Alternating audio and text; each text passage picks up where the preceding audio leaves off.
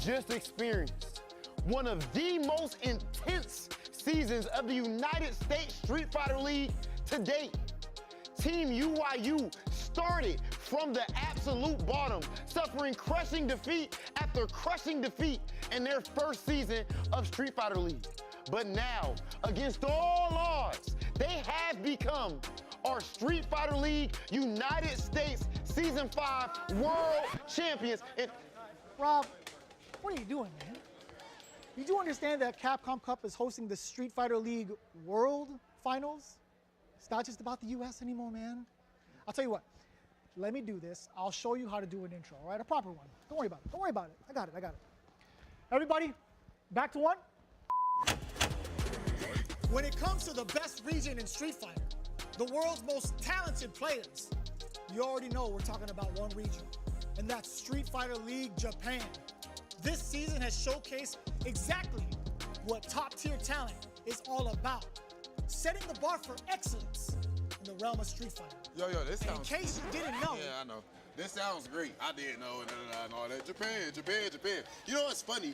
You talked all of that about, oh, it's Street Fighter League World Finals. You're only talking about Japan. But since it's World Finals, I hit up Logan, bro. Logan, what's going on, bro? Hey, what's up, guys? Come on.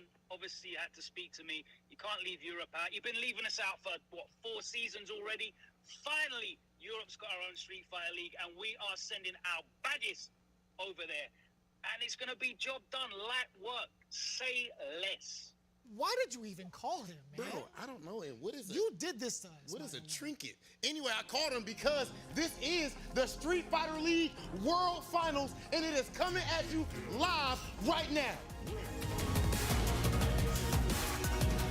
You already know what it is. It's the Street Fighter League World Championships. Finally going down where we got international affair all the way through. My name is Vicious, here with Effort to bring it all to you on a worldwide basis. First and foremost, glad to have you guys tuning in. It's going to be a 2-day affair of all the champs in Street Fighter League. And second of all, Femi, how you doing, man? Dude, I'm at the global finals of Street Fighter League. How you think I'm doing, bro? Let's get it. And you know what? Europe weren't left behind this time. We representing Zetting. We got Europe, we got Japan, we got we got UYU. Dude, this is gonna be amazing. I can't wait to see this go They down. are honorary members of Team USA. No, okay? of course, Don't get it wrong. of DCQ course. actually lives in Brooklyn. Say no more. Say no more. And you know what? His homie who's been performing in the LCQ, I heard he lived in Canada for a while and spent a lot of time in the record too. So you guys got some close characters. All right, There's so some maybe ties like there. There's some North ties America. there. Yeah, North America. North America. I'll give it to you. No matter how you spin it, we still have the 3 champions representing US, the EU, and Japan to throw down throughout the entirety of today as well as tomorrow to get a ton of money on the line. But again, we've talked about this for so long. Season after season after season, we finally get that international affair on a global scale, a full-on level. Long time coming, right? man. So long time. Since even 2019, we even had the idea of, you know, the US versus Japan. Now we finally have it here today. Taking a look at the group schedule, well, all 3 teams had gone through their segment of going to randomize the teams. Yes, who gets this home was and who randomly gets away. selected, wasn't it? Exactly. Who gets team A, B, and C in their positioning, right? This is going to be the group schedule.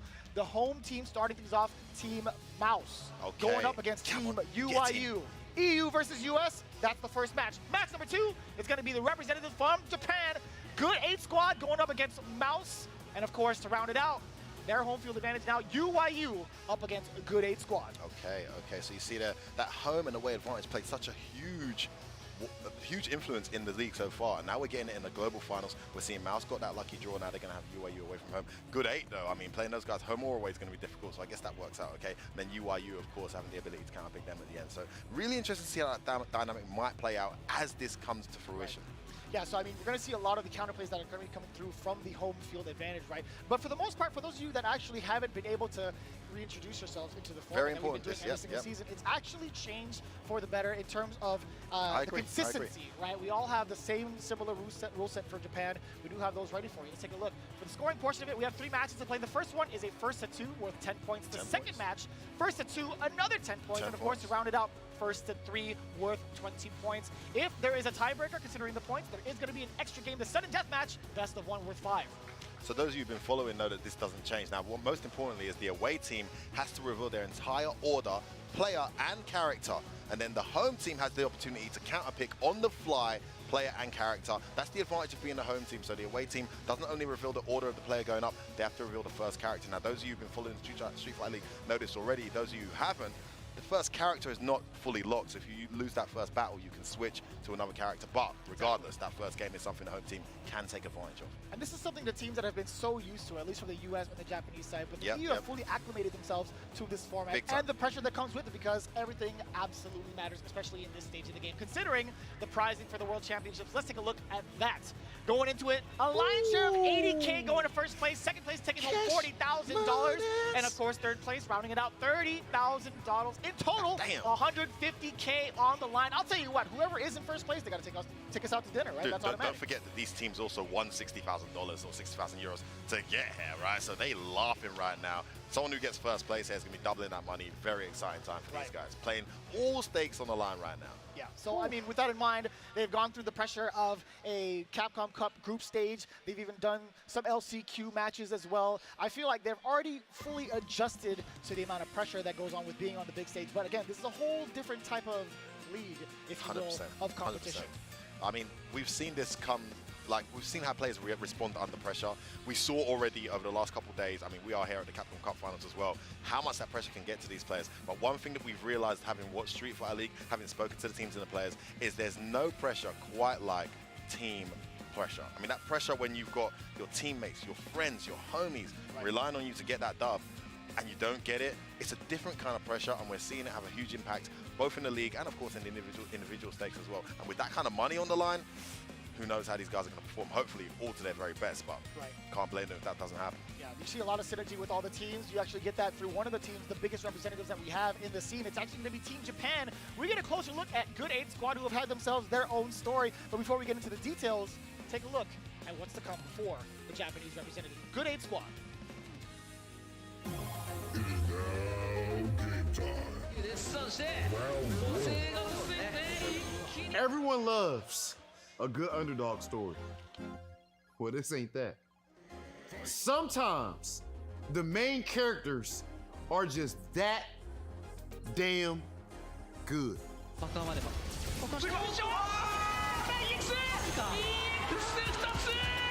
Hailing from the most storied region in the world of Street Fighter, Good 8 Squad has in its ranks an EVO champion and a Capcom Cup champion.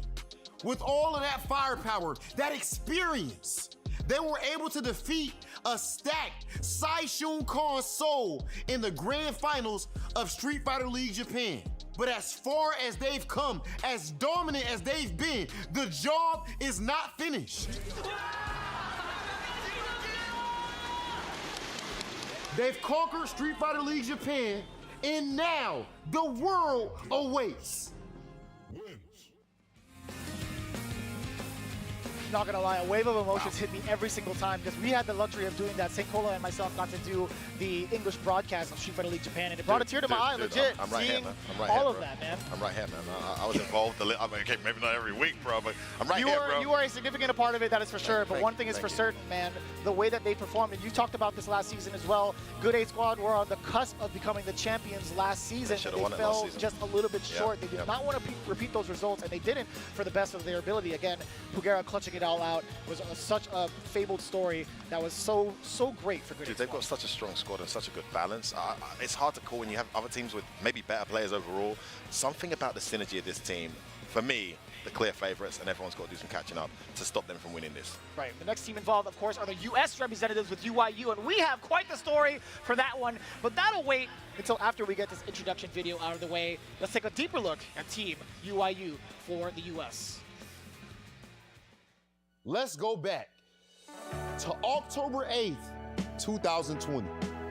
A stylish and smooth team made their Street Fighter League debut. Oh, that's it. That's more than enough. They fought hard, but ultimately fell short, snowballing into a winless season. No. And that's going to spell it all. UIU holding it out at last place, will be eliminated. And you would think that that would cause some type of doubt, but to believe that is to not know UIU. Damn! Woo! UIU clinches their playoff spot. The flames of adversity forged them into the red sword that sliced through the competition of the U.S. Street Fighter League. The playoff picture just got a little more slim because now UYU has cashed this ticket. The charismatic captain, Oil King, the Terminator, NL, the EVO champion, Shein, and the MVP, DCQ. UYU are your Street Fighter League U.S. champions! They've conquered the states. Now, it's time for the world.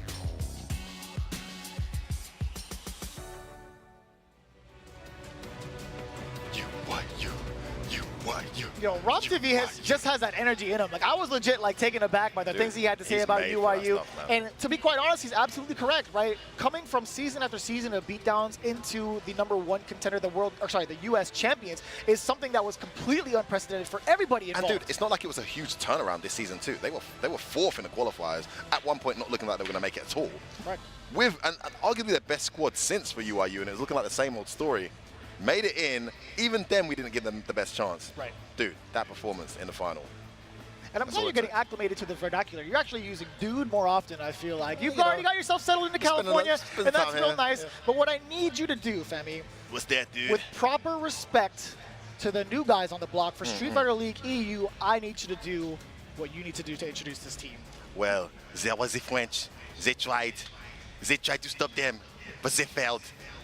There was the Germans, and also there was the I did not expect this. Norwegians. They failed. There was only one team that came out in the end, in EU, and it was Team UK, mate. Get in there. Big up Mouse Sports, and this is Team Mouse, and how they did it. Bring it on. Europe's got something to say. Giant swing, the disco hit This region might have a bigger chip on their shoulder than the rest of the world. You wait. While they waited for their own Street Fighter League, there was an absolute invasion of the United States, and it was capped off with the UK's favorite son hoisting up the gold. Oh, and that's gonna be the full team sweep. Fast forward only 1 year, and Street Fighter League EU has set the world on fire. In the finals, Team Mouse, led by the legendary Problem X, went head-to-head with Team BMS, led by the gargantuan force that is Mr. Crimson. Oh my goodness! Crimson ahead, 8-2 ahead. BMS put fear in the hearts of many, but Team Mouse, they've seen monsters before. If he presses a button, that's it. That's boss. The EU champions have slain one, but two heads of the Hydra still remain. USA and Japan, watch out! Team Mouse is coming.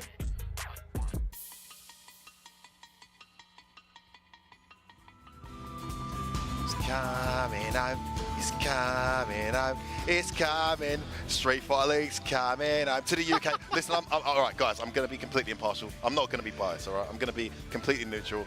My UK guys, anyone. What am I talking about? UK, we're here. We're here to take over. See, it's harder for me to be in a position of either US or Japan because we've actually had our involvement in both, kind of, yeah, right? Yeah. You know, I've got love for all those teams too. Yeah, I mean, absolutely. But looking into it, right, this is going to be the first match of the day, and it's going to be a banger through and through. Team Mouse on the home field advantage going up against Team UYU. Is it actually coming home? Time will tell. I'll tell you what though, if you are Team Mouse, you would be a little bit concerned about UYU. Sure. Had it not been for the home away advantage, I think they give themselves a much better opportunity now with the lucky draw being the home team. This, of course, being one match, so it's not like you're going to get to do this both ways. And the winner of this gets great seeding into going into that final bracket. So I think they're going to be confident going into this. But UYU, no slouches. I'm desperate to see the order. Wait, what? This is it right here. Team UYU has locked themselves in. Oil King is starting things off with Rashid.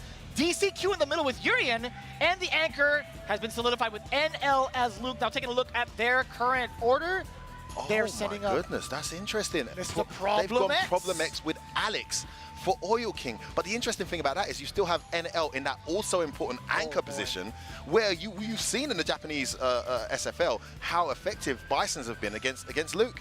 But they're gonna give their Bison up early So that you obviously Team Mouse know something we don't about their squad. Sure. Maybe it'll be Broski, maybe it'll be Shax, maybe it'll even be Falk. We know that Falk can give Luke some trouble, and he's going to come on, bringing his Alex to take on Rashid in Oil King. What an interesting start here. Vicious, did you see that order coming? I actually thought to it before we actually went live. We were talking about who would be the one to step up between Oil King and Cien, because of course we've seen DCQ and NLB, such pivotal parts of that team. Yep. We were discussing this earlier.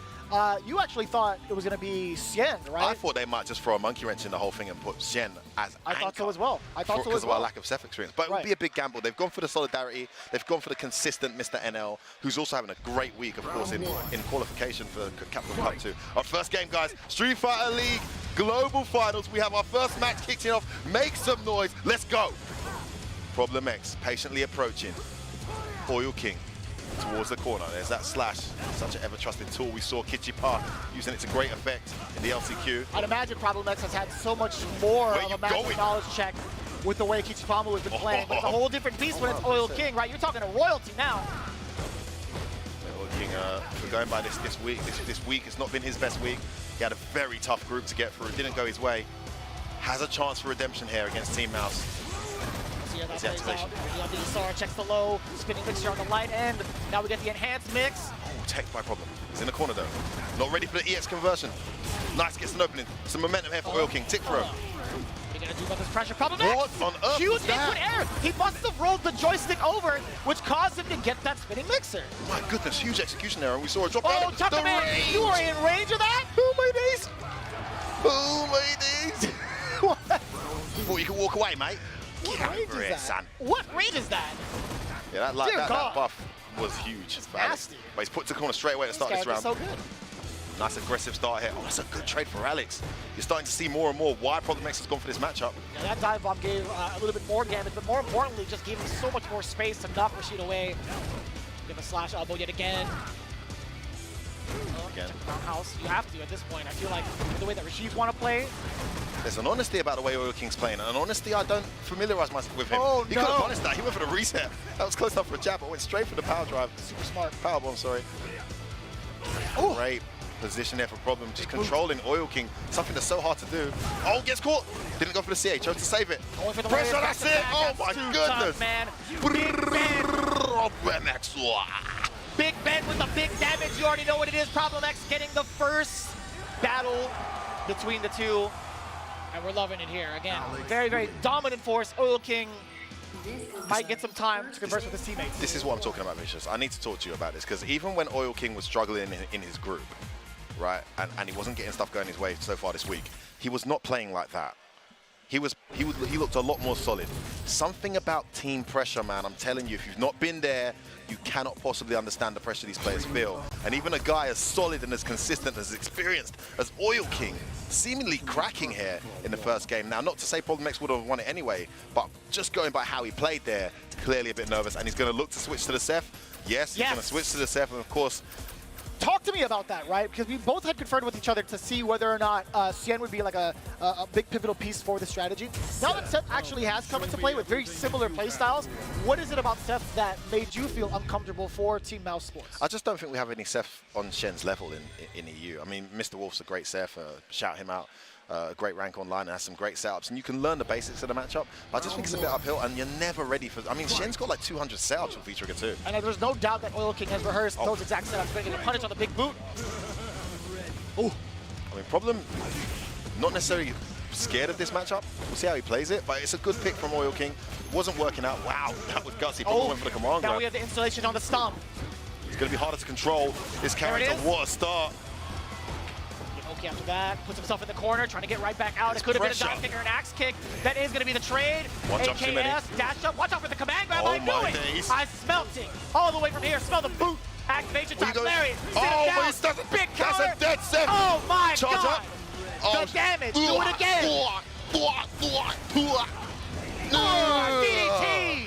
You don't do that against Seth. That's problem. Against Alex. You don't do it, mate. That's his problem now.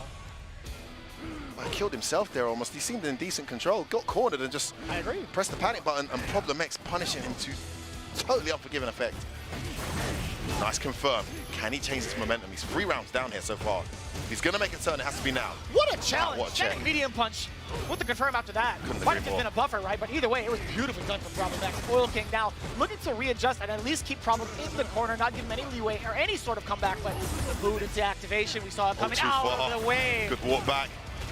Okay, we've got some decent life lead here. I mean, it doesn't mean much in this matchup, but can Oil King close this out? Stays in front. Oh, jab check. Excellent check. Oh, could have punished that. If he didn't do the V-break. Nice. What a round from Oil King. He's turned it around. This is what champions are made of. They can go through the adversity of losing 3 rounds straight, still bring it back. Oh, absolutely. Round for round, pound for pound, exactly all of these players have that ability. Now, it's going to be up to Oil King right now to fully utilize this meter, get a hit, maybe into the spinning kick, into a corner carry scenario, but Problem X is not going to give him that chance. Oh, maybe that was the counter hit. Yeah, could have confirmed that target You combo. think that was too far for maybe a standing leg kick? Maybe, yeah, he'll know more than me. It's kind of tough to I haven't really seen that target combo whiff though. Okay, back to neutral we go. Surprise dash. Ooh. Gets the tick throw. And again, much more controlled play here from Oil King. I like that. Taking his time. Oh, another jump in, doesn't go punished. Problem X is out there. Tries to, oh, he tries to jump again. From so far away. Goodness. Meaty. Are you dead? Oh my days, it's gets the game. Overhead? Oh! He got janked. A round that was looking so good for Oil King goes horribly wrong. Problem X getting a massive win for his team in what I must say was a fairly lopsided victory. If there was a longer set there, you could see maybe Oil King making a better adjustment, but there isn't time for that. In these team environments, you need to make it happen. You need to make it happen fast, vicious, and Oil King wasn't able to. Very efficient performance and a genius pick with the Alex there for the Seth and for the Rashid from Problem X. And he's got a plethora of characters too. Obviously known household name for his Bison as well. He's also showcased a little bit of E-Honda during his career, which could be a little bit problematic. I don't know if it's going to be shining in this format of the league, or at least today or tomorrow, depending. But for the most part, yeah, I think Alex is going to be covering up those matchups regardless. So really, really excellent choice. But to be fair, also from Oil King, the Seth pick was working out really well for him, except for those small explosive moments, which is what Alex is known for. Just a completely glass cannon, right? You know, we didn't even get to see a V-Trigger 2 scenario just because the matches weren't going in the kind of momentum that would allow him to do that. I mean, we didn't get to see any of that. It was just pure control from Problem bar that second round where we saw some great play from Oil King. But in these scenarios, he just bet wrong, which, you know, we see him make these bets correctly a ton of times, but this character cannot take this kind of damage. 900 health, 900 stun. Best believe you do not want to get touched, because if you do, well, you're done. That's just how it goes. Problem X, again, his defense in the corner was pretty immaculate. Despite getting that L in that round, for the most part, he's managed to get some of these big openings and turn it in his favor completely. Well, it's law of averages. You saw Oil King abusing the air, which is a great strategy in this matchup. But the one-time Problem's ready for that aerial approach. You see what happens, right? True. Huge damage, stun, and follow-up now with the knee into the knockdown, into the dash. I mean, you don't want to be messing with that, and that's exactly the strategy Problem played. I'm going to absorb all these jump-ins, but the one time I see that jump that I'm ready for, the whole round turns around. Right. Great strategy. So 1 game, 10 points secured for Team Mouz, the home side here, and we go to the next one. The question being, who will they send up against the talisman, the standout performer? I mean, you would have thought NL was the guy to look out for when you saw these teams announced at the start of Street Fighter League USA, but the star performer, without question, Street Fighter League USA, Mr. I forgot his name. I'm joking. DCQ. I was going to say, excuse me, like Mr. MVP? Mr. DCQ. I mean, seriously, easy cake, what's the percentage again? by the way. So 73%? the way that DCQ had played, he actually won 10 out of his 13 matches, 77% win rate 77%. In comparison. But now you're thinking about it, like you have other players in Mouz Sports who have done just as well, if not better, right? You had the 4 Phils, who was sitting at a 69%.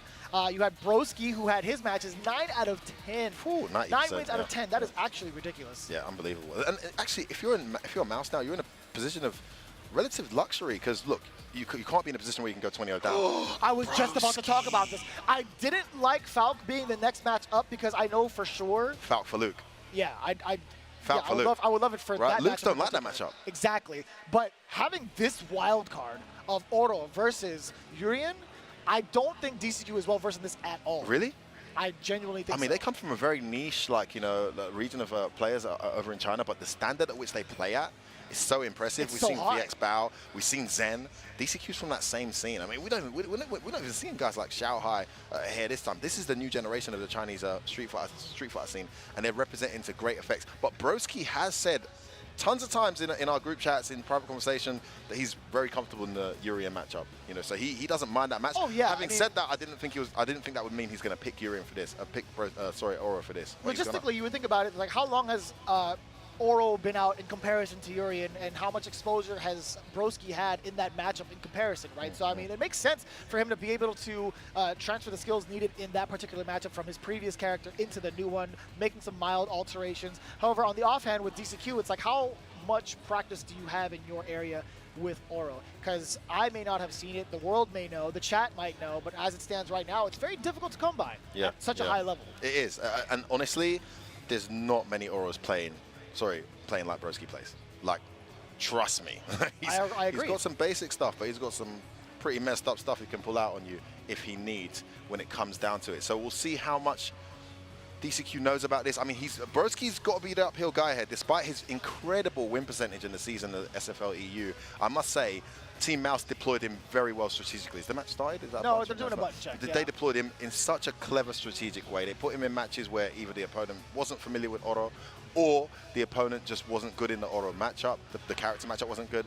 I think the hardest one was probably Veggie with Birdie, which he said is a 50-50 for him, and he still managed to win that as well. So they used him so well, and that's why he has such a high win percentage. So for them to deploy him here, you've got to assume the strategy's continuing, and they're only using Broski where they know he's got a good chance of winning. They have such a good dynamic overall with Mouse Sports, right? You get to kind of interchange the players based off of what positioning you have, and they just cover so many good grounds. It's like, if they're on the away team, they obviously have to submit their order. They're they're prone to the counter pick, but when it comes to their character diversity, it's so hard to even try to counter because they also have side characters if need be.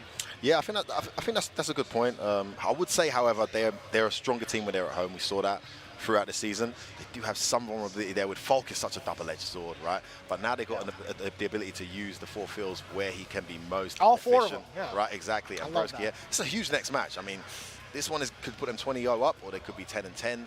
And they got to do what very few were able to do in the league that you were calling. They got to beat DCQ. I mean, and he was truly the MVP, right? We have named him that, and also we called him Easy Cake because of his famous interview. Baby. But that's just how it goes, man. He knows full well what needs to be done in a matchup. He has been known to take down people at the very last second, by the way.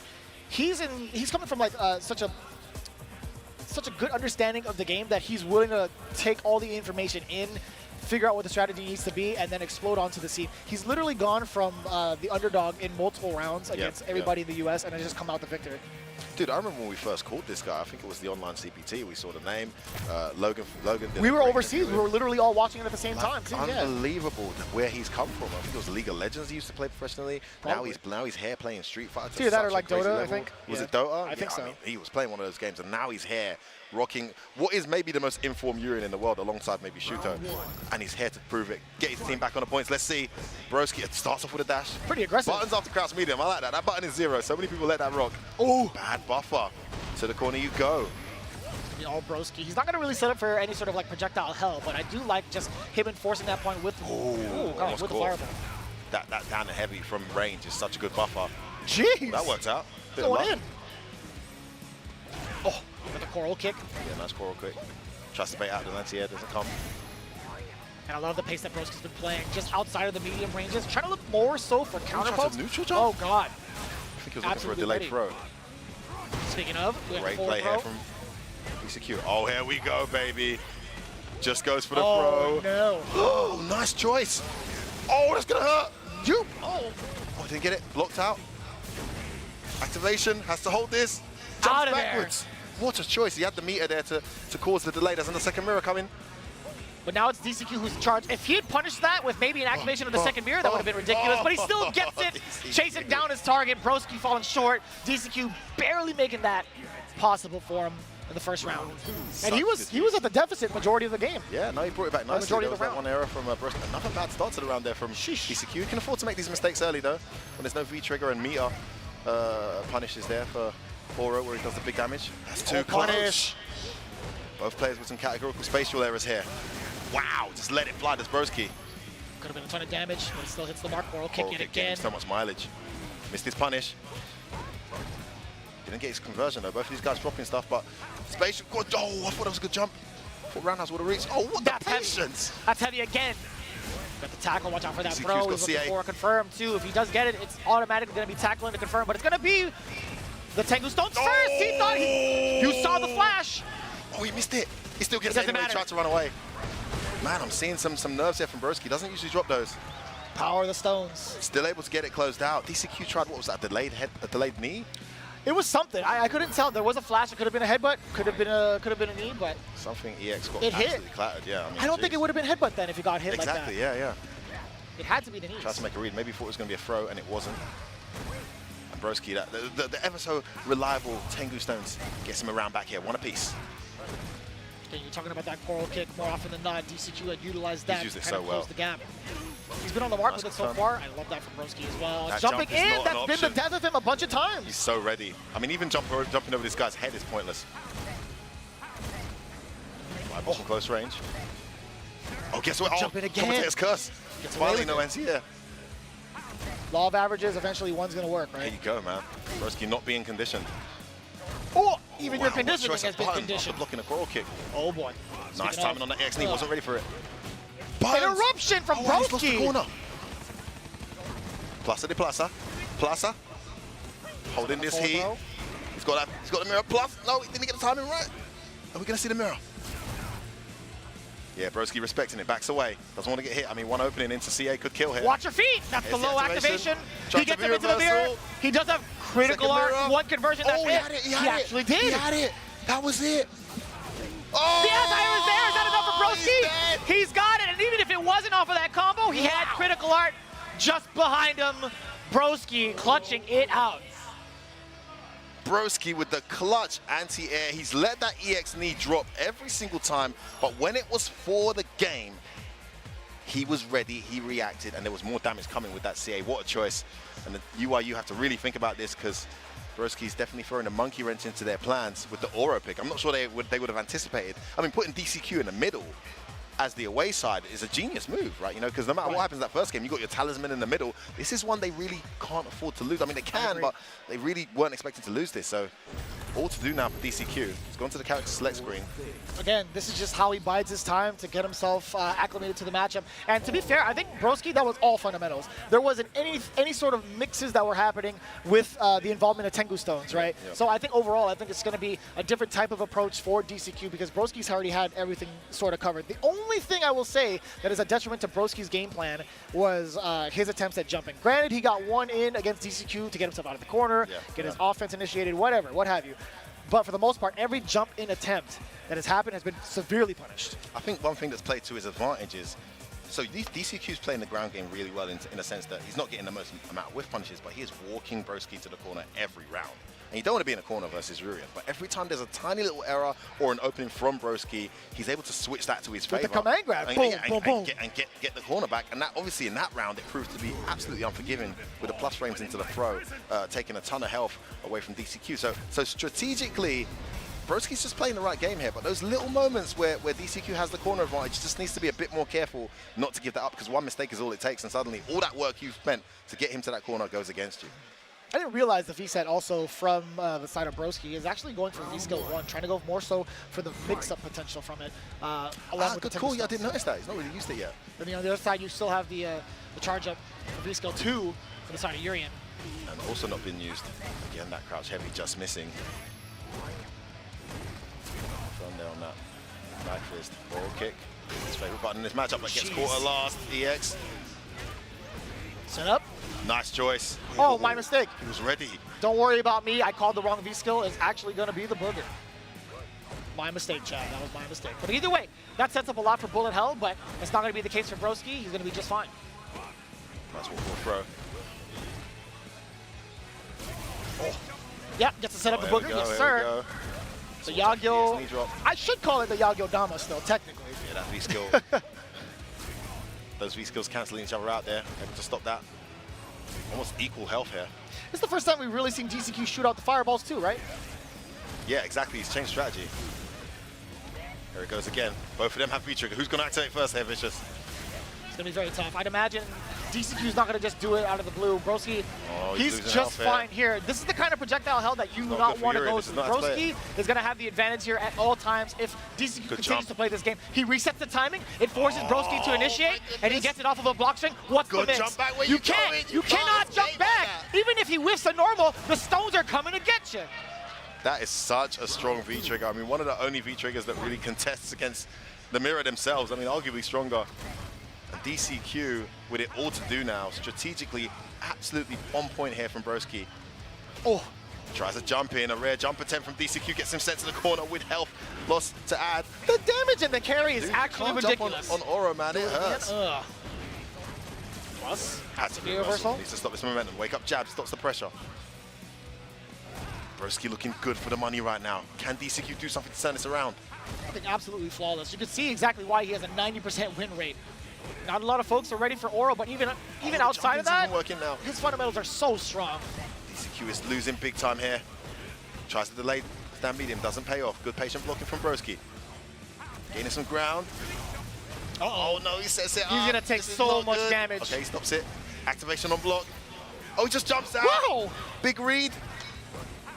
It was the right choice. First mirror's out the way. It's so tough because DCQ can't even afford to let Broski block anything. He's going to get his Tengu Stones really soon. Yeah, and his V-skill time. Oh, he got it. He got it already. He's got no V-reversal. He's got to hold this heat. Nice mirror, but he's saved. Oh, activation. It is guess for game. It's going to be the chicken feet. It's the other side. He missed it. Still alive. Still some more rocks here. Oh, you're kidding me. He tried to do the chicken feet. You saw it. He missed it. He's alive. He's alive. Mr. MVP, can you clutch it out? 60 seconds on the clock! It's EX! It's an EX fireball! From Broski, calling out DCQ, wasn't able to contest against the extra durability of that EX. And we go from 9 wins out of 10 to 10 wins out of 11 for Broski. Over 90% win ratio for this guy throughout this season of Street Fighter League. What an ever reliable talent he has been for Team Mouz. Undeniably invaluable player there for them. He's done it again. It's so difficult too. Like, they've really been into this position of setting up Oro or setting up Broski for success being in the home squad. We've literally seen it week after week. It's like, you know, if this team manages to get the counter picks every single time, you already know he's going to be the biggest problem for any team. Couldn't agree more. And there were some good moments from DCQ, but it was uphill for the most part. Yeah, I think he tried a knee, maybe. I'm not sure. He did. Yeah, absolutely did. He got a neutral jump short. I'd imagine he just wanted to get something else. That anti-air, though, was just so clean from the medium. The fact that he saved that, I mean, he might have even done that on purpose, allowing some of those EX knees to rock. But at the time when he knows it's going to kill his opponent, he was ready for it. Just so impressive from Broski. And this activation is such a checkmate scenario. Good Lord. I mean, it's just so good. And he managed to survive the V-trigger activation on this occasion, which was huge. Then got the corner, then got some damage. But still, Broski was able to close it out. And you see the team absolutely buzzing right now. Team UK, represent EU, go 2-0 up here 20 points. Against Team UIU. So, I mean, but for those of you who aren't familiar with the format, this next one is the most important one because you cannot win a match without beating the talisman. And the talisman they put in place here today is NL. You need an answer for that. I believe they have it in Folk. I'd be surprised if anyone else came up. Is it going to be enough Vicious?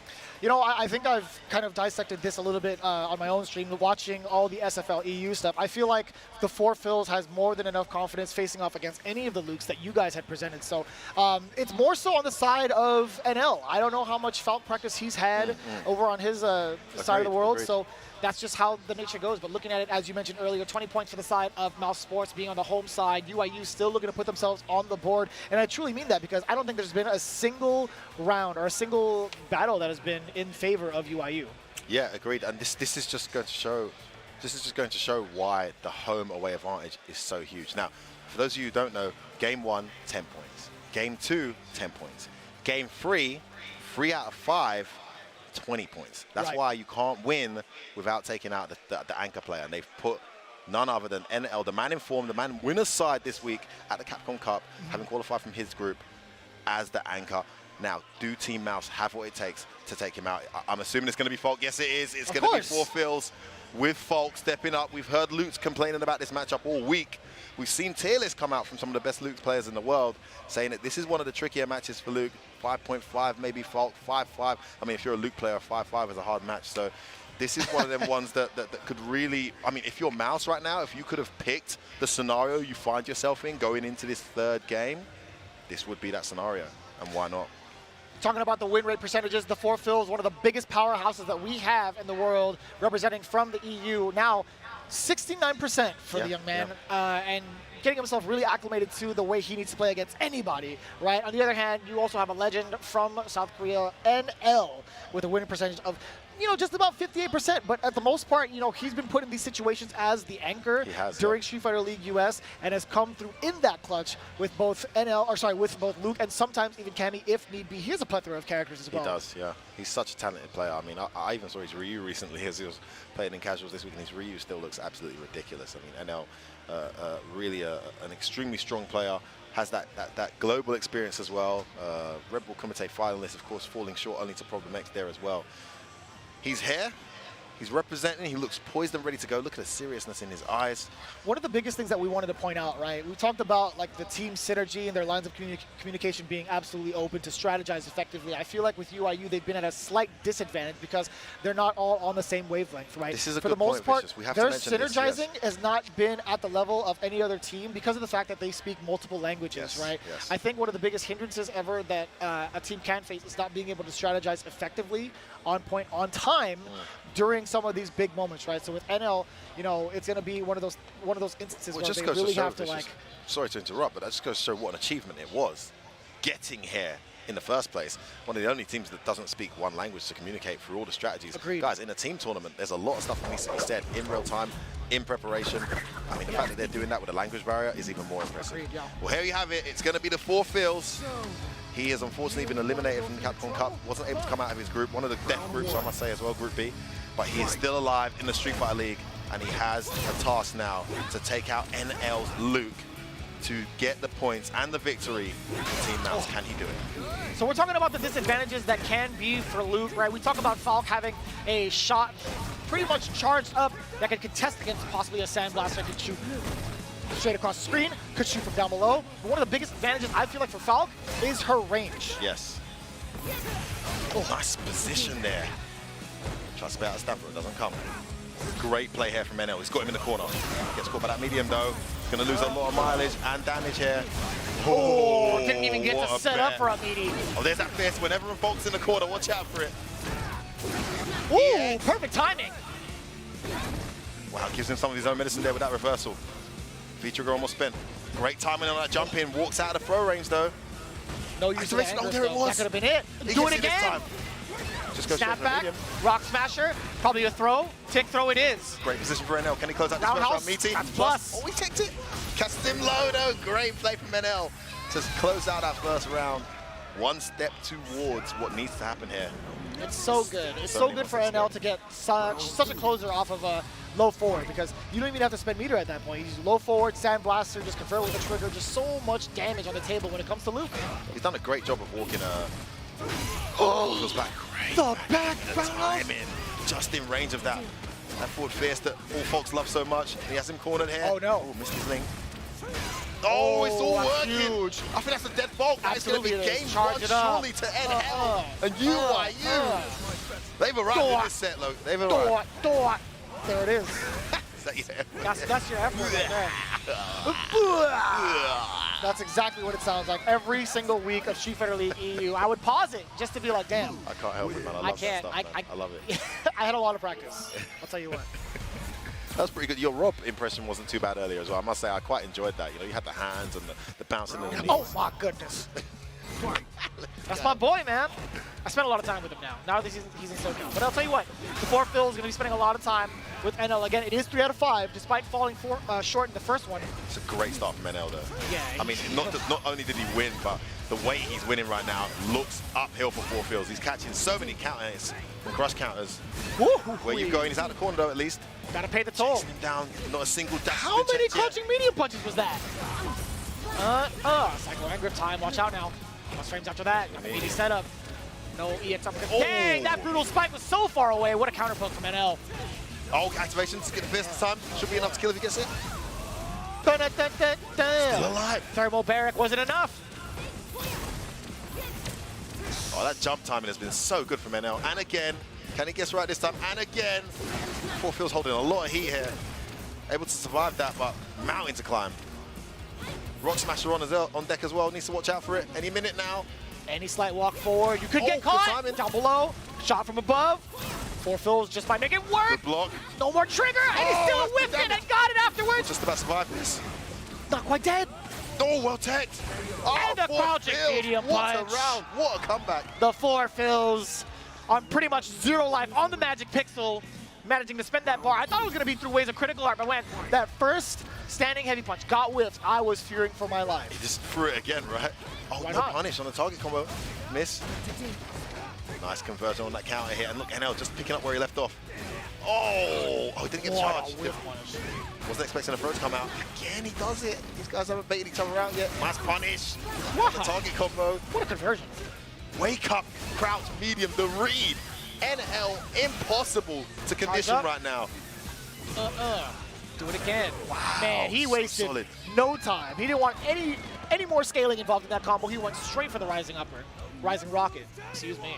Jammers are disappointed every time you don't call out the move names. Tell me about it. Tell me. That guy's an encyclopedia. That's Jim Jam, man. He just knows. Need to get to that level, bro. We're working on it. We got 6, right? We'll catch it up. We'll be all right. Interruption yet again before Phil's finding the spots, threading the needle against NL's offense. His jump timings have been so good. He's so aware of when he can jump forward, NL. And even if he doesn't get in, it's just closing the distance and forcing Forfeels to the corner, which he's done again. Missed his meaty, but no punish. Oh, this is a great situation for NL. Can go 2-0 up here if this momentum can continue. B reversal's a great choice. Oh, this is such good domination. And it's still just a walk-up after the throw. More than enough damage. And guess what, ladies and gentlemen? That is 2 games straight for the anchor of UIU. That's NL bringing in the business. Now, if it comes to the point where NL gets 3 games, that is going to be 20 points for UIU. That sets us up for a sudden death extra battle. Exactly. Then you go into a tiebreak, right? And that tiebreak will be for 5 points to determine the winner of the set. But of course, from UIU's perspective, you want to accumulate as much as you can here. Get the 40 points. Oh, he's done that towards that heavy kick a bunch of times, and now NL's picked up on it. Button though on this occasion, able to stop some of that pressure. Oh EX my uppercut, goodness. the disrespect from NL. Wow, these guys are just checking each other all over the place. Oh, he teched. Again, a big interruption from Phils. Well, brave tech from NL with the V-trigger on deck. There's that jump timing again. And the angle on that jump so good. Walks back out of position though. It's far from 1. Oh, just catches that. Oh, why didn't he EX? That's why. My That's goodness. exactly why. I think that was an excuse there. He needs to finish your play against NL. That Oh no, he was confident. My man hit him with a standing medium kick. He's like, you know what? I'm gonna build some meter for myself instead. Yeah. That's true. I'll say don't do it again. It's called an investment. All right. Beautiful. A little risky. No jump out. He's out the corner. Get back in the corner, girl. Where you going? NL starting so fast. Another solid round. Heading towards set point. Ooh, he takes it. Oh, wow, no cancel there on that play. Heavy, would have been too close. Oh, where you going? That's the first time he's run into it. Oh! I think Forfeels had that covered. Too far. He did. It was just too far on the throw. The throw needs to be perfectly meaty. That would have been stunned. Oh, great button there from NL. That stand medium is such a good button. Oh, he had the camera again. He tried to convert. See, has to be careful, NL. Has to be careful. The dash.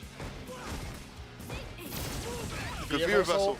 Move it along now. Uppercut, no down side anger. It was an attempt. Wow, that was so risky. So risky.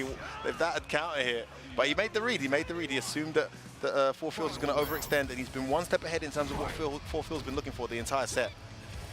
He is 1 round away. You think the critical art would have killed? Would have killed. Counter hit into medium, into cap, that would have killed. Guaranteed. Wow, just raw release.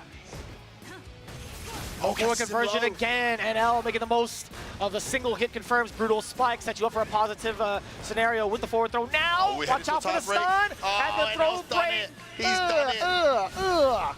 What a performance from NL. 3-0 over Forfeels. And UIU, who was staring at a 40-0 defeat in the face in a matchup that a lot of Luke players aren't happy to play. Absolute domination. They're back in it. It's 20 apiece. Vicious. What now? Who do you put up? This is where it gets a little bit dicey from both ends. We got to determine who will be sent up from both away and the home position. So it is going to be a blind pick, a blind choice. We're going to have the judges up there as well, the officiators, to figure out who's going to step up to the plate in the final 5-point sudden death extra battle. If I am thinking about it, I love the way that NL's been playing. Momentum is on his side. I don't know if you'd want to send up 4 fills again. He does have the tech to kind of counter this strategy. He did miss it by a little bit to cover that V-shift, so I wouldn't mind that. However, look, if you're UIU, it's a no-brainer, man. That's 3 games straight, though, from NL. You put up NL. He's in form. He's unbeatable right now, 3 games straight. He's playing a character that's very difficult to counterpick as well. It's just a no-brainer. Like, you if leave you're him UIU, leave the man in form on and in position. Now, if you're Mouz, that's when it gets tricky. I mean, you probably don't go 4 fills again. Didn't look comfortable. Didn't look like, couldn't quite figure out what NL was looking for, whereas NL knew everything he was looking for. You've got problem there, of course. We saw Bison doing great work against Luke in the SFL Japan. Do you send Shax into the mirror? Shax's mirror. You're more informed about this than I am. The thing is, the Shax's mirror could work in a less high-pressure stakes match. I think it's a lot to ask of the guy. Okay. To throw him on hair, everything in the basket, all on the line. Your Luke against NL's Luke. That's how the cookie crumbles, baby. It's the World Championships. He has to be ready for this, but we're gonna find it out. We're still gonna figure out for UIU at least. This is so intense. Okay, so let's kind of brainstorm here. I think the 4 fills, he does have a chance to kind of work it out, but at the same time, it's like, given the stats already, I wouldn't want to throw him back in there. What's Luke Oro like? I don't know much about. That's the thing. It's like I don't think there's a lot of experience well. there, but just even basing it just off of like the matchup alone on paper, right? You do have Oro to kind of create that space to at least establish a projectile game if need be. He can erase some of the pressure from Sandblaster. That's one thing, right? In terms of the mid-range space, Luke controls a good amount of that with his counter pokes, but I think Oro can get some decent whiff punishes if out of that range, right? So it's just a matter of, I feel like, really good. Stopping almost probably suffer, I'd imagine. Against Oro? Yeah. Yeah. Yeah. I think it's got to be problem. One game problem. We've seen problem beat tanky. NL at Red Bull Kumite with the Bison. Oh, that's right. He has Bison. He has Bison. He could do Bison. This is why I mentioned earlier. The Bisons were putting work in against Luke. No, that's over. Yo, send Problem X Bison. Problem X Bison, because it's UIU's got to be NL. I mean, I'd be stunned. But then if UIU pick DCQ, Problem hates Urian. He hates Urian. My God, it's still a blind pick. Like, if they want to be clever and say, look, we think that Problem's going to go on, let's put DCQ on. No, I'm seeing NL sitting down with the stick. That's the wise decision. It's a no-brainer. He's on fire. I think he lost 1 round in that match against 4 fills. He's winner's side of Capcom Cup.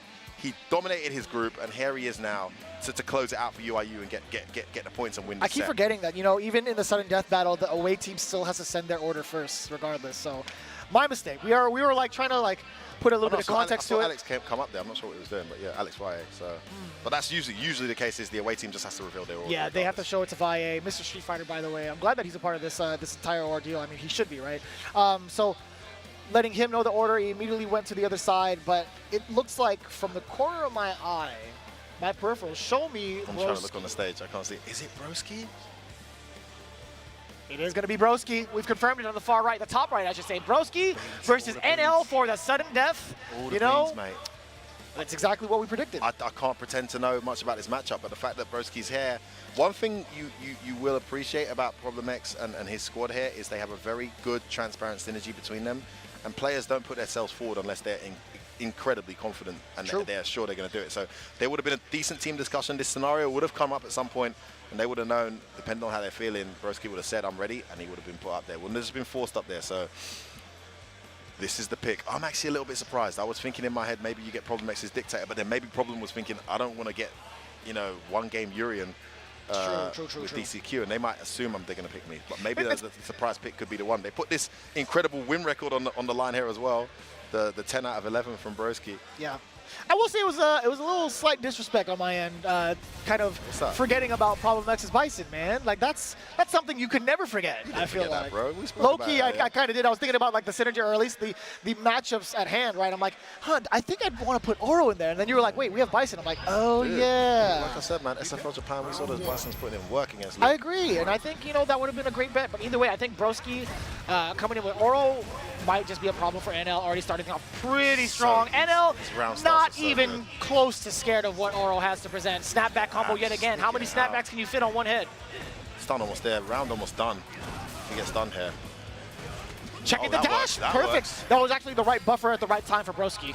That's the strategy, man. It's that you just take me to the corner. I'm going to turn you around. Uppercut, or at least medium punch. That's fine. We can set up V-skill 1. Oh, that hurts. EX Fireball Let's as go, find a way well. back Yep, in. we talked about the projectile hell. He has to go through Nice all of EX, this and EX he's out of there. Sandblaster. So smart. Tries to bat out the reversal, doesn't come. Plaza de Plaza. Holding the heat. There's that V-trigger ready to go. Oh, he can't get his EX out. Oh, he's not going to get guaranteed activation. Yes, he does. How does he read this? Lows. On Good the other block. side, excellent block from NL. Great defense from NL. More than ready. This is a long way back now for Broski. Nearly no damage taken. It was all chip, all gray life. Not bad for NL. Still continuing the pressure just within that mid-range. He's looking to strike any moment now. Sweep activation for him. Okay, And now Broski can't move. Yeah, now it's really hard. Still got one more.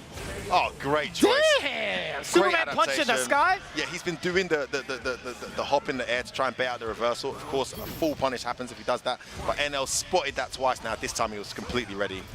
Jump medium to snipe that out. I still think of the time NL looked back at his teammates. He's just like, trust me. I got this. Oh. Oh, he tried to reset. He's ready. NL. Does it again. No, it's not going to work for Broski. This is looking good for NL. And Team UIU about to make Overhead the full throw. turnaround. Tech throw it is. There's the activation. On Gets the other himself out side, of the that's corner. fine. It's blocked. He teched it. Genius. Perfect defense from NL. One step ahead of the game again. That V-trigger is gone. He's weathered that V-trigger twice now. But that was a counter hit. Broski pressed the button. The V-shift, allowing NL to escape and clutch it out for UIU. What seemed to be a huge detriment, falling 0-20. They made a massive comeback, scoring that extra 5 points. It's UIU now in control. What a result for UIU. It just goes to show the strength in depth of this team has been completely undervalued, man. I mean, we spoke so much about DCQ, and DCQ, even when he doesn't show up, Shen on the bench, not even needed, bro. NL pulling it out 4 games straight, gets the victory, switches it around, 20-0 down.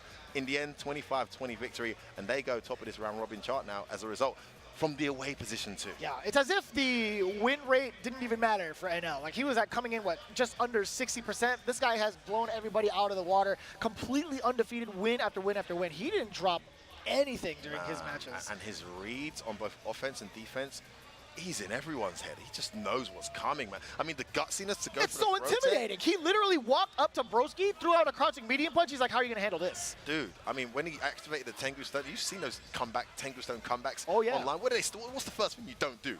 Don't tech Don't froze, tech. bro. Don't tech froze. And it was so delayed. Oh, he knew. He was like, you're going to try and throw me right now. I'm going to tech it. And you're going to be like, what the hell? That was the most American thing I've heard out of you. Yeah. I'm proud of you, man. What about the dudes? The dudes and stuff. Dudes is fine. Like, dude. We'll work on that. We'll probably work on that on a break, I guess. Okay, we'll get on that. We'll be fine. We'll get on that. No, but seriously, congratulations, Team UIU. I mean, the fairy tale continues here, as we saw already what happened the last 2 seasons to qualify this season and now be the winners of the first opening game. Super exciting times for them. Now they just have Japan to beat, and they're at home for the Japan game, aren't they? So that's going to be interesting to see how they can pull that one off. Really excited to see it as we establish ourselves with the score sheet. We see Mouz on the home side and the away side for UIU. You've seen how the story played out in the first 20 points for the home team.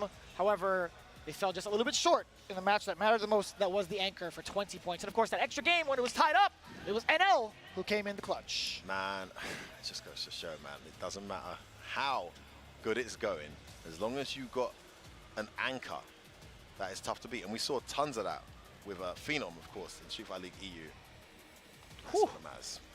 Okay, so UIU fly to the top of this round robin table with that 25-point win over Mouz. Of course, Mouz, if you're going to lose, that's the best way to lose, is to get the 20 points, which is the most you can get in a loss. So only 5 points away from UIU, but all to do now is they have to play Japan away from home. That's all they got to do, right? Yeah, I mean, it's fine, I jeez, guess. And they're on the away Reapers. side. That's quite the task to ask for, to be quite honest with you.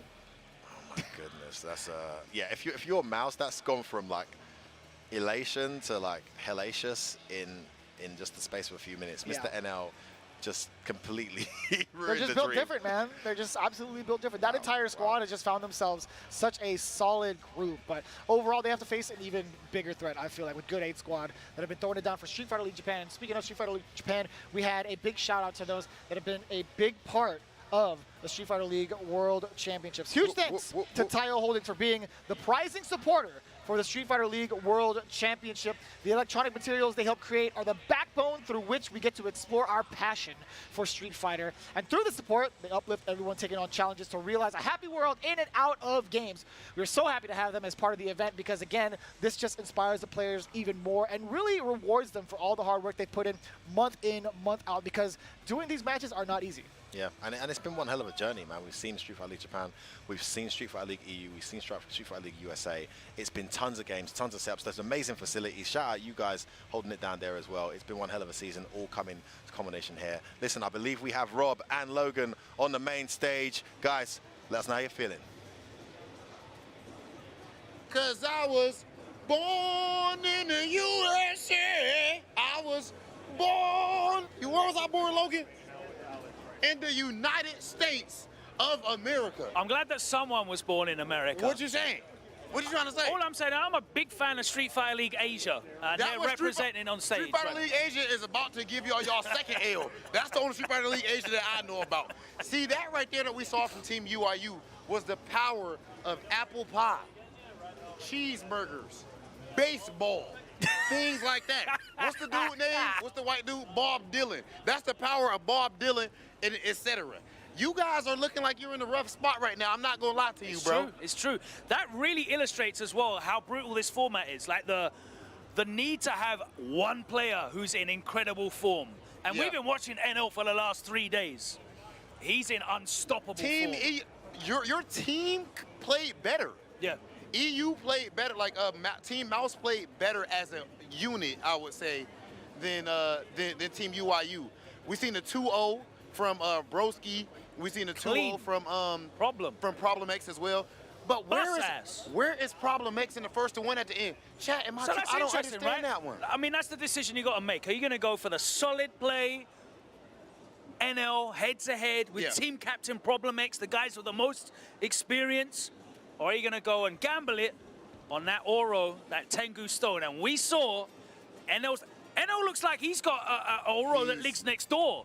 And they run sessions every week because he blocked everything. His defense was out of this world. You guys know how scary it is after Oro pops that Tengu Stone. You know, do not let Brian F. or Broski fool you. After he pops V-Trigger. I can't believe he take that throw, bro. Bro, he had like 90% health.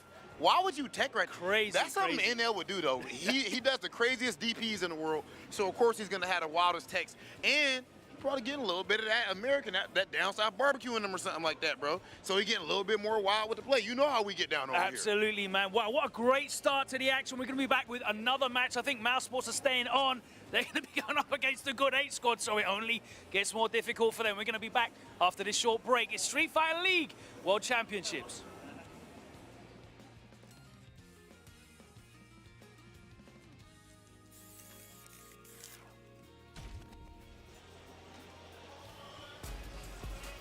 You won't be disappointed.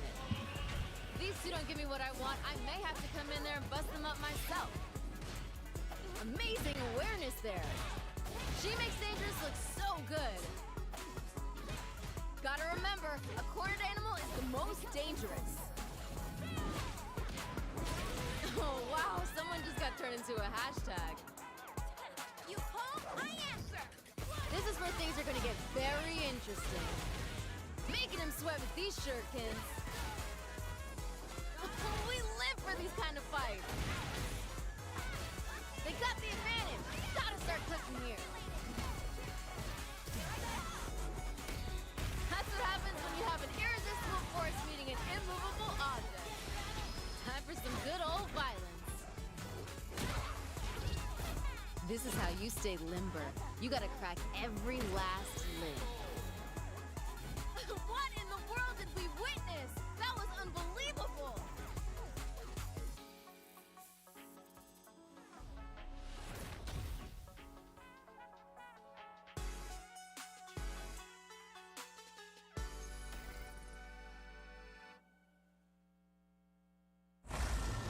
This is for my fellow hunters!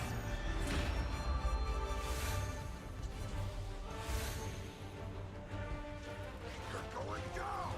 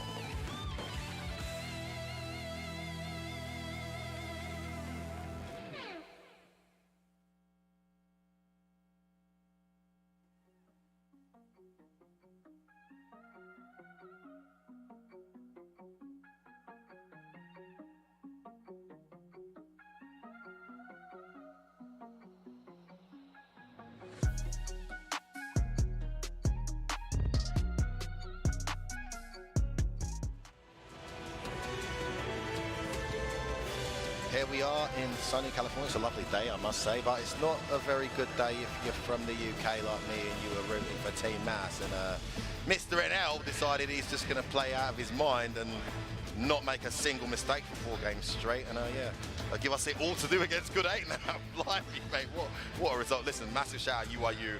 They were never here to make up the numbers. They got beasts on the bench, and they're getting victories like that. I went downstairs immediately to the player lounge to teach NL the Star Spangled Banner, just in case you guys know that he is now a full-on U.S. representative. One of y'all, huh? That's just how it goes, right? Of course. I saw Rob singing, singing the national anthem and all sorts. You guys are celebrating. Not quite, but close enough. Sure. Celebrating, it's all good. We'll see how it goes. It's early days, but fantastic result. Now we have, as if that wasn't a big enough blow to your confidence and expectations for the league, you now have to go against the favorite. Jesus. And the most consistent league team in Street Fighter League history. Talk to me about that Good 8 squad. The fairest way to really judge a team, right, if we're being honest, right, the fairest way, because we want excitement. We do this for spectator value, but when you really want to judge a team in terms of quality and performance and who's the best team, it's consistency in the league format. You play everyone twice, you get to the top, you see who's at the top at the end. Good 8 have done that twice, okay? So even though they didn't win the first season, they were the most consistent team. Second season, they finally got the victory. They are such a scary team to play against. And I was wondering, who are Mouz going to put as their anchor? It's going to be Problem X with Alex. What a choice there for the 3 out of 5. So Problem X with Alex. And first, it's going to be Oro in Broski. And then we have second is going to be 4 Fields with Falk. Now, this for all the beans. They've lost the game against UIU. So now they need this result even more than they did before. And this is the order they go with. Vicious initial thoughts, considering the players they have. We see Dogura has gone with Bison. Okay, so my initial thought is I wanted to see the placement of Shax to kind of shake things up with either Luke or Laura. But the way that Broski's been playing overall, as well as Problem X, I think it's totally fine. The 4 Fills can still shake things up with the Falcon play. But I will say this, Japan has had a lot of practice against Falcon with the hands of Demo. Demo has been practicing this character in and out of his streams, even during the league itself. But this is the man himself. This is Dogura, the winning devil, who has utilized his Bison to maximum capacity with different play styles at that too. Now, this guy is a man of legend, right? He's played a multitude of different fighting games. He's been around the block probably longer than most people. My favorite Bison in SF4, by the way. Yeah. He was crazy in that game. And he even picked Rolento towards the end of it all, right? Yes, he did. I had a lot of experience to play against him in various fighting games in general. I've talked to him personally on his stream as well. His theory, or I guess philosophy in fighting games, is that he won't really fear any sort of matchup. He just puts the work ethic to it and doesn't fear any sort of player as well. He's just going to go in with the knowledge that he has. He does grind it out on his streams as well, but in terms of trying to throw somebody off with Oro, I don't think that's going to be a factor for Dogura. I could eat my words. Oro might be something that'll take down Dogura in the hands of Broski. What was Gunfight's win percentage with Oro in Street Fighter League? And he's not a bad Oro. It didn't go very well. But Broski's not a guy who relies on unfamiliarity, man. He genuinely believes in the character. So even if you know the matchup, he has answers, and we'll see how this goes now. So an attempt to V-skill that there from Dogura, indeed, yeah. V-skill 2 from the side of Oro. This is the one I was referring to prior. Dogura, the most consistent performer on Good 8 squad, I believe. I think he has the highest win. He does. Out of the 11 games that he had played, 11 matches he had played, he had secured 9 Ws. Getting 110 points, by the way. Being one of the highest point earners. But right now, he's not earning any points so far. I mean, up until this point, he was at the deficit, but this could be a game changer. Watch out for the command grab. Oh, good jump. What was that? It. Jam into nothing. Here, oh, he did it. Activation incoming. Nice backdash. He knew what he was looking for there. This is a bad situation for Dogura. You know, Broski's really bad showing situation off the for card that he's not charging. He wants Dogura to come to him. That's exactly what the play was. Now, Broski, he was intentionally not showing his charge. No, he was intentionally showing up that he wasn't charging, I should say, to let Dogura give him the green light to move in. That's exactly what Broski wanted. He needed to find a way to activate for free without risking him going forward. That worked out to a T. That's what he was doing. Great play from Broski, but it's only 1 round in. That was an ambitious Charles heavy punch. Well blocked, well checked. We're pressing that medium on wake up. He was ready. The X is well blocked. Wow, roundhouse straight afterwards. Now the fireball's coming into play just a little bit, but Nice as soon confirm. as Dogura comes right in, that's the going to delayed be jab gets clattered. so problematic. Watch out for the tick throw. And you know, Broski there's thought the the stun, same he's thing. got it. That was a jump. I think there was a movement attempt from Broski, but it was just meaty enough for Dogura to continue the combo. Excellent awareness from Dogura to enforce, or at least make Broski think a throw is coming. Just goes to show, man, a couple of errors against Bison is all it takes, man. Oh, bad start. Speaking of, error number one, a significant one at that. It's a good start from Dogura. He has the corner already. Look at the amount of gray life. Nice corner control here from Adds Dogura. up. Heavy after heavy. Good last minute block there, but the pressure is on. Tries to jump out of there. Great corner control from Dogura. No confirm on that crouch medium from Broski. Oh, gets away with a jump. Oh, that's an error. Good blocks, nice string. I like this control now. Coming Fought back out to the corner Broski. well, yeah. Exactly that. Back to mid-screen. That air-to-air and benefit for Broski. The roundhouse crush counter extended the combo, but look at the amount of carry he gets with the extension of V-Skill 2. To the corner we go. Great check there with a standing short to stop the momentum. Here comes the activation from Dogura. Goes straight for the grips up. What's it going to be? Jumps out of there. Activates, but he's got to respect the bomb. He has to do it Good now. block. He has to hit him Yeah. now. That was Oh, he takes it perfect. at the perfect time. That problem makes experience paying off. And now he's got another tech from Dogura. These guys are so on point with their reads. That was so sick. Oh, he missed his meaty Psycho Crusher. Overhead, well blocked. He gets the throw ban. Broski striking first blood, getting the first game against Dogura. Wow, Diggity, fantastic dog. play. I can't say he just lost what he do. No, great play from Broski, man. Unbelievable clutch. I mean, Dogura was looking so good there. Managed to take both throws as well when the V-Trigger was activated. These guys got such a good read on him. Unbelievable. The timing of it all. Dude, seriously, man. We know how much it hurts when the throw doesn't come. But Just it wasn't under enough. 7 seconds, man. He was just counting it down. Very ballsy experience, I must say, from a from a Team Good 8 squad to be going with Bison in a matchup that you'd have to assume Broski knows really well. Played a ton of this with Problem X. Truly. But it's Just early makes days, sense. only one game. And we've seen already today that one game means absolutely nothing if 2 matches don't result in anything. Good jumping, well blocked. And that was so early, too, to hit twice over like that. Talk about the defense for a just slowing second. down. This is the kind of pace that we were talking about. We've commentated on this match before in terms of how Dogura wants to play over in Japan. He'll play so slow. He will the play delay. so back. But it's up to Broski to figure out what he needs to do to penetrate this defense. Nice counter hit come through from Dogura. Oh, catches him trying to approach though. That wasn't plus, maybe 0. Oh, he's getting the better of these exchanges, but the activation is there for Dogura any minute now. Ready for the jump in. Oh, switch sides. Yeah, he can't go for that Psycho Axe like that. Reversal Rear straight reversal, away. or even like a V-shift out of there too would have been problematic for Dogura. Oh, catches him low. Oh, dashes past. He barely The got it. dash He's forward, fishing. what a bet. Another V reversal. Oh my god! Jump in. Do and it again! Great defense, went for the low, V another reversal, V another reversal. one. He's got CA, he only needs one opening here, Dogura, to win Did he this. try to Psycho Blast? Or sorry, Psycho Crusher earlier? Oh, Psycho Axe. There's no V reversal now. Oh, that's it! That's it. He got the opener! What a Just mistake. about 10 seconds on the clock, so you already It's know enough this time. critical art has more than enough. Wow, Dogura, so clutch. Now you get to do it. Dogura. Diggity doggity diggity doggity diggity doggity diggity doggity diggity Dogura. That's the one right there. Swing. Number 1 performer in the Good 8 squad. Pulling it back here. The fact that you guys get to experience that live is a blessing. Dude, honestly.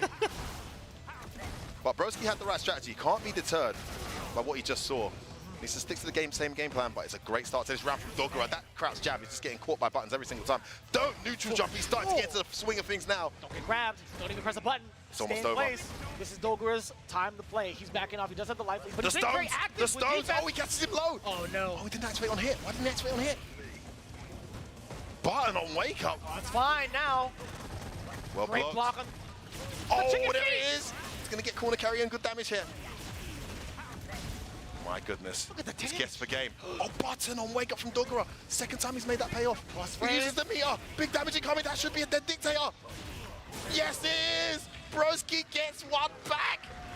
The pressure of Aura. One bad guess on that Tengu Stone gets you so much corner carry and damage.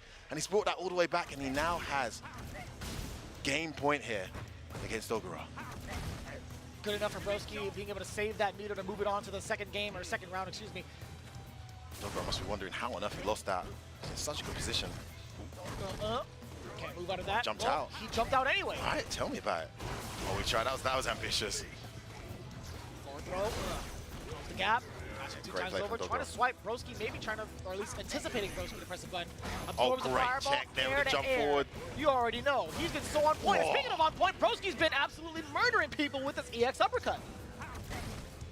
Missed one earlier, but he's not scared to do it again just because of that. Gets caught trying to approach though. This could be the bet here. Gets the counter. Still alive. Barnes is going to get a Tengu Stone. That is not a reliable answer. You can't This is huge do damage that incoming. here. He's not going to get the CA in time.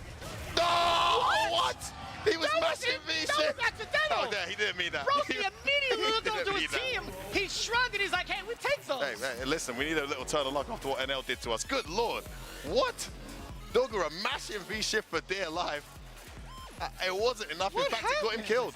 I think in his head, the CA was maybe going to come and he just thought mash buttons. I could see he wasn't getting enough meat. Maybe he would have got enough meat if he didn't drop that. I'm not sure. Oh, my God.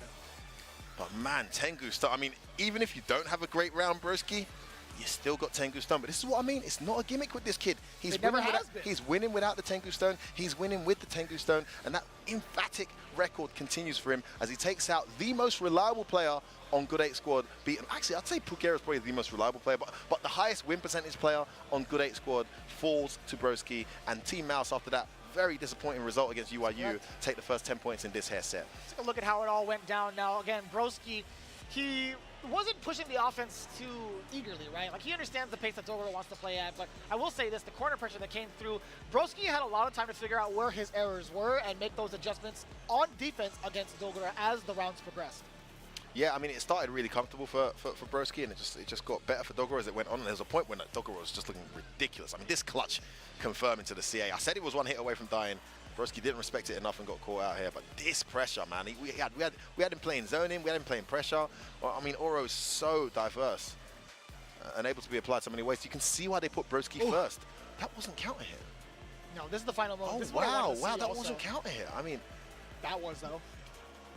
so he didn't actually punish the V-shift. I thought he did. I'm guessing Dogoro V-shifted and then maybe tried to hold up back or something and then got hit by the crouch medium, and that just worked out. So a bit of panic there from Dogoro. I mean, even he knows how scary those damn Tengu Stones are, and in the end, the fear is what got him killed.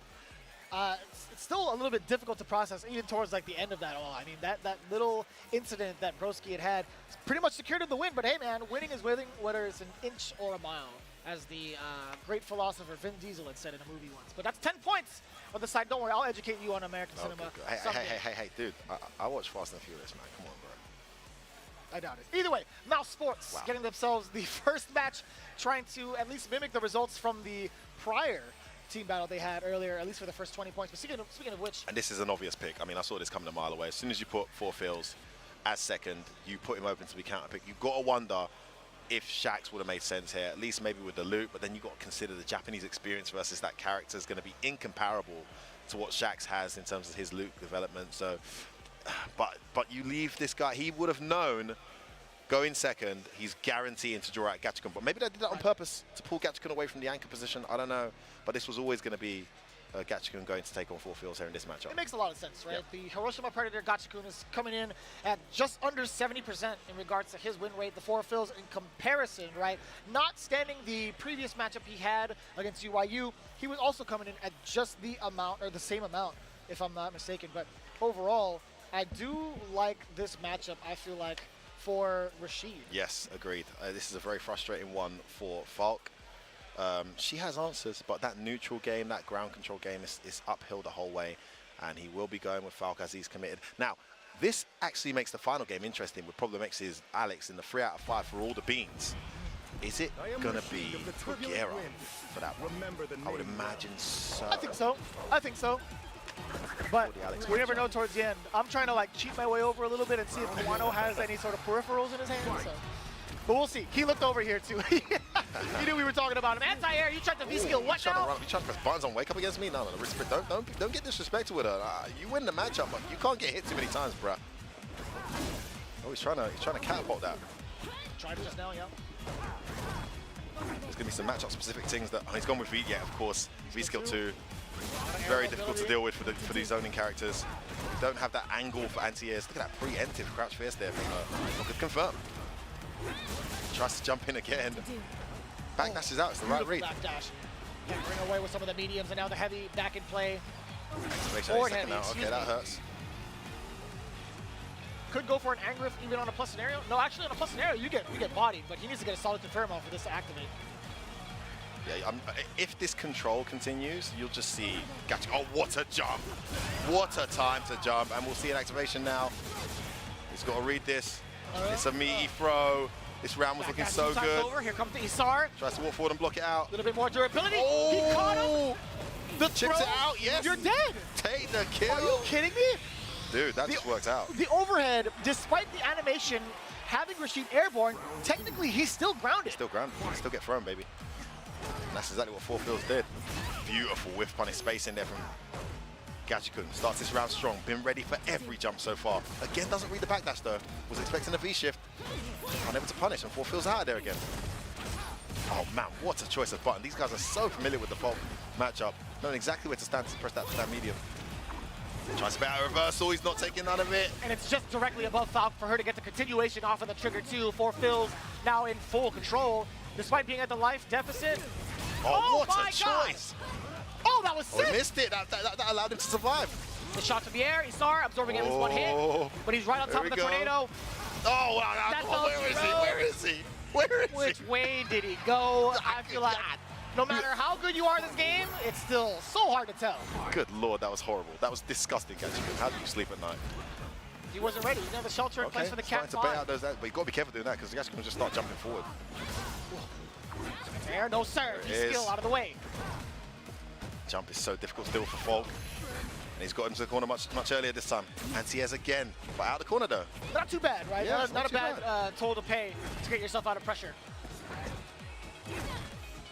Nothing behind the fierce. Keeping the pressure on in the corner here. That's exactly it. Anti-air just in place, perfectly spaced. Tries to get the throw in. Ugh. Be careful that towards Fierce, it got jumped earlier. This is a good round from 4Fils. Gachikun's got to change up his approach. V reversals, he's going for the control here. He's got the CA as well. Can't get hit now, Gachikun. Gets the hit himself though. Still has it there. Isar still there, hiding behind it. V reversal does get blocked. Oh, nice tick throw. Next hit probably wins this. He walks forward and wake up there. Oh, that's it, CA.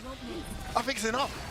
Talk to me, Vicious. You call it, man. Is it gonna kill? James Chen in the building. Oh, yes, it is. Absolutely enough. That hard helmet or the baseball costume is not gonna save you from the psycho kabong. I gotta say, that was so scary. I don't know if that damage was gonna be like enough for the kill or not. I don't think the folks at home nor the people in the crowd could have determined that. I didn't say it with my chest. I was like, I think it's enough. I didn't like go all out with it. I was waiting for you. I was I'm claiming that, baby. I'm claiming that. Just I option select it, as I do. I claim just that. say, is it gonna kill every time? It's fine. You just go to the James Yeah, Chen. I mean, James is here, so I'm just gonna say, you know, shout out to James. Shout out James Chen, baby. There you go. Great first game there from 4Fils. Is it going to be enough though? Oh wow, an impatient Gachikun running into buttons left, right, center. Lucky that wasn't buffered. That might have been stunned. Dear God. Okay, he gets an opening there. V-trigger. I've never seen a V-trigger accumulated so quickly. Again, the throw in the middle of the whirlwind. Nice timing on that. V shifts out. Oh, well, just say that he's just getting caught approaching. Gachikun's losing all patience here. Problematic. 4Fils has been covering that ground for the entirety of this round. That standing medium kick just covers so much space. And speaking of medium kicks, now it's Gachikun trying to come back with that counter poke, and now 4Fils starting to change it up. Is that crouch jab so good as well? I mean, Gachikun still brings back though. V reversals out of there, and the feature is gone. Chef's kiss, if you ask me. Gourmet, mate. Gourmet decision making from 4Fils. Oh my God! Catapult right to the chest. Oh my days, 4Fils, please. What a reaction! 4Fils, please. It's like that.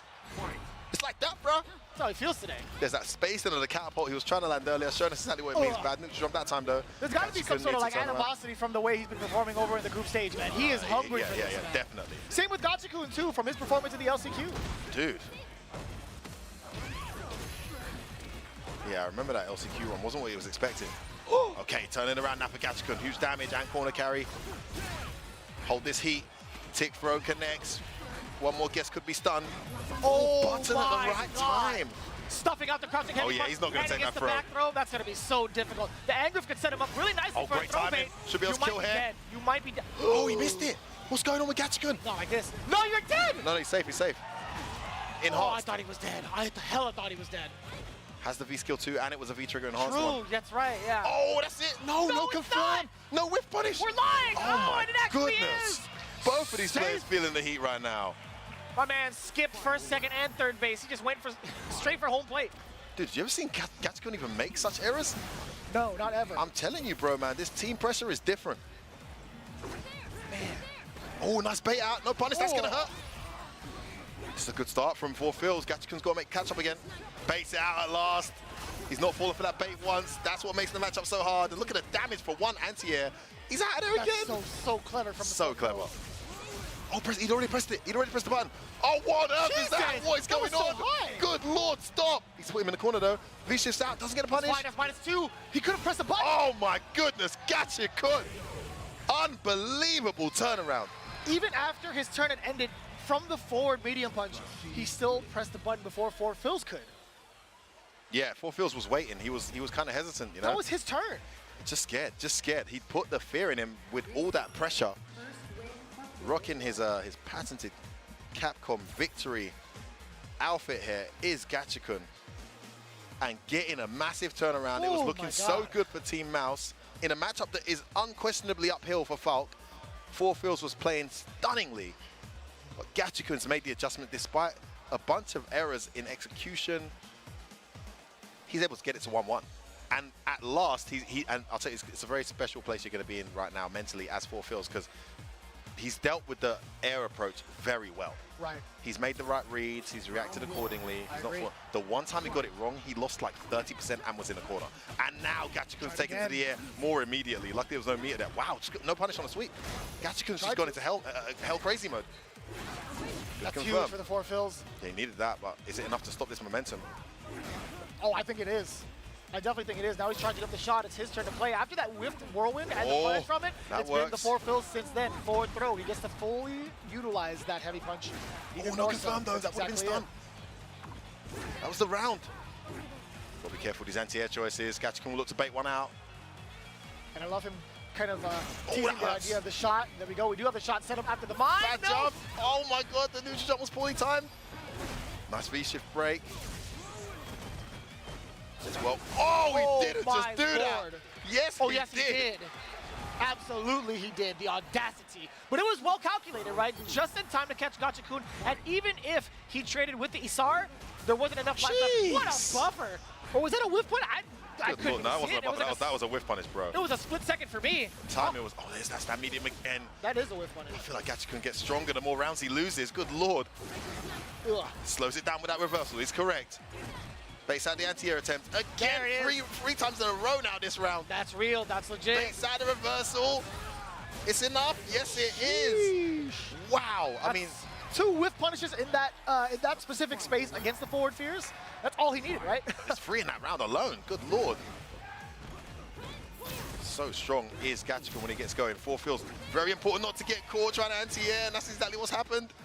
Such a tricky match with that approach. That V-skill so good. He's found his target. Beautiful timing. He's hitting the mark. Gatchkun's running away with this now, and he's got the corner. Throw? Yes, it is a throw. One more bet could be it. Yeah, Isar, I knew the throw was coming. He had to set himself up for V-trigger. On the other side, no, not quite. What's happening? Oh, he puts himself in the corner. Phils, you have to take advantage of this. Well defended. Can he make it count, though? He gets it. Can he get the activation of this? One jump too many from Gatchkun. Oh, no! He's still grounded. What did he press? I think it was a V reversal. He did it at the wrong time. If he gets stunned, coming. One more guess. If he's stunned, he's absolutely dead. Oh my goodness, V-trigger coming. Oh! He's from the 4 Phils. He clutches it out. Oh my God. Against Gatchkun, the 4 fierce from the 4 Phils. Oh my God. I lost my mic. Can you still hear me? Good I meant to Lord, say the far fierce, excuse me. Good. I fell off my chair, bro. Ooh, I saw. Why did Gatchkun not back Dear up? Lord. Who had V-trigger? Did Gatchkun have V-trigger, or am I going crazy? Was I seeing things? He had V-trigger, right? He did. I swear he had V-trigger. Why didn't he go We'll back? look at the replay. We'll figure it out. Okay, maybe I was looking at the wrong We'll screen. save that question for later. But I will say this. The 4 Phils throwing out that fierce at the proper time, the perfect moment, if you will. Another clutch victory from the side of Mouz Sports. Wow, to win that matchup as well, that matchup is torrid, I tell you. Great play from 4 Phils. Gatchkun's got to be kicking himself right now why he didn't back up and just activate V-trigger and just put him in a checkmate situation.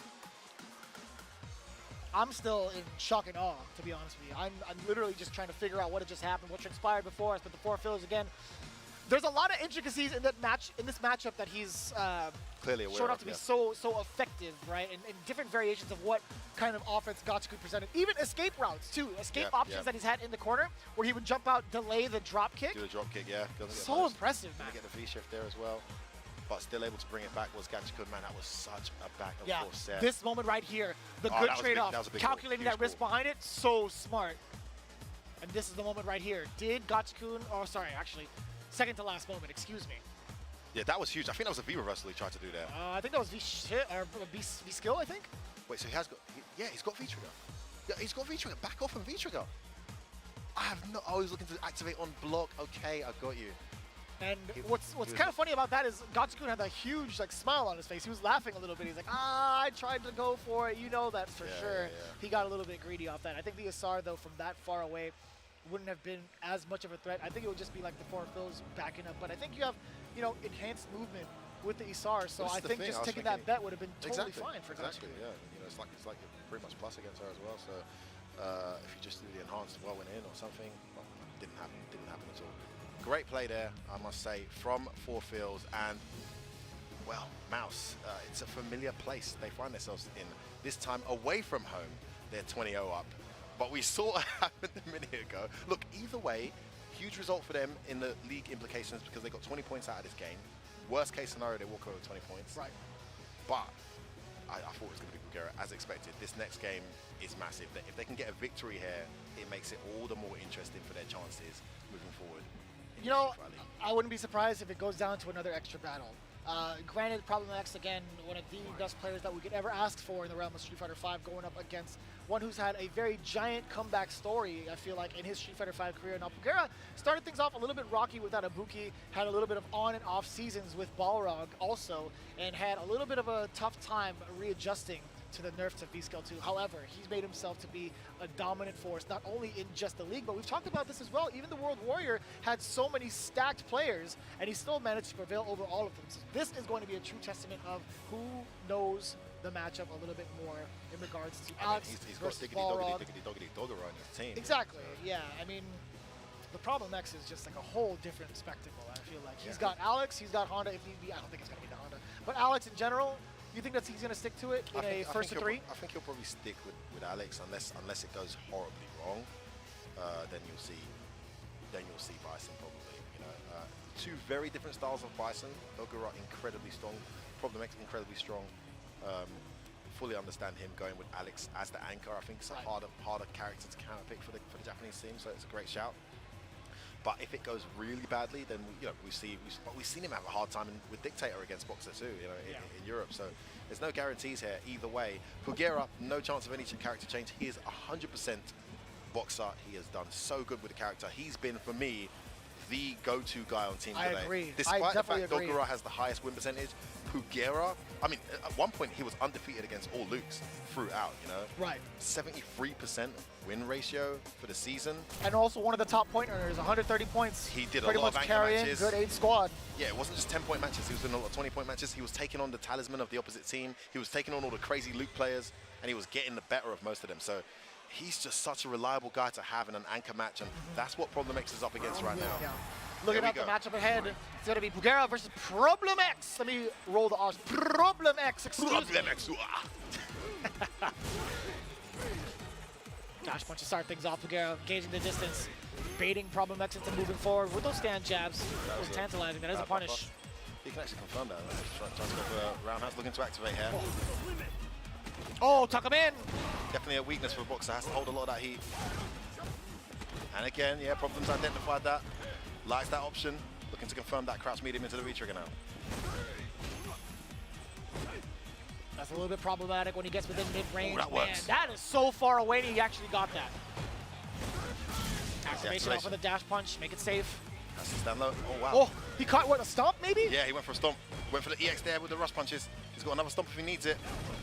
There's no V-shift available, so has to hold it. Oh, counter. Oh, that's going to be huge for Bulgaria. Counter hit there.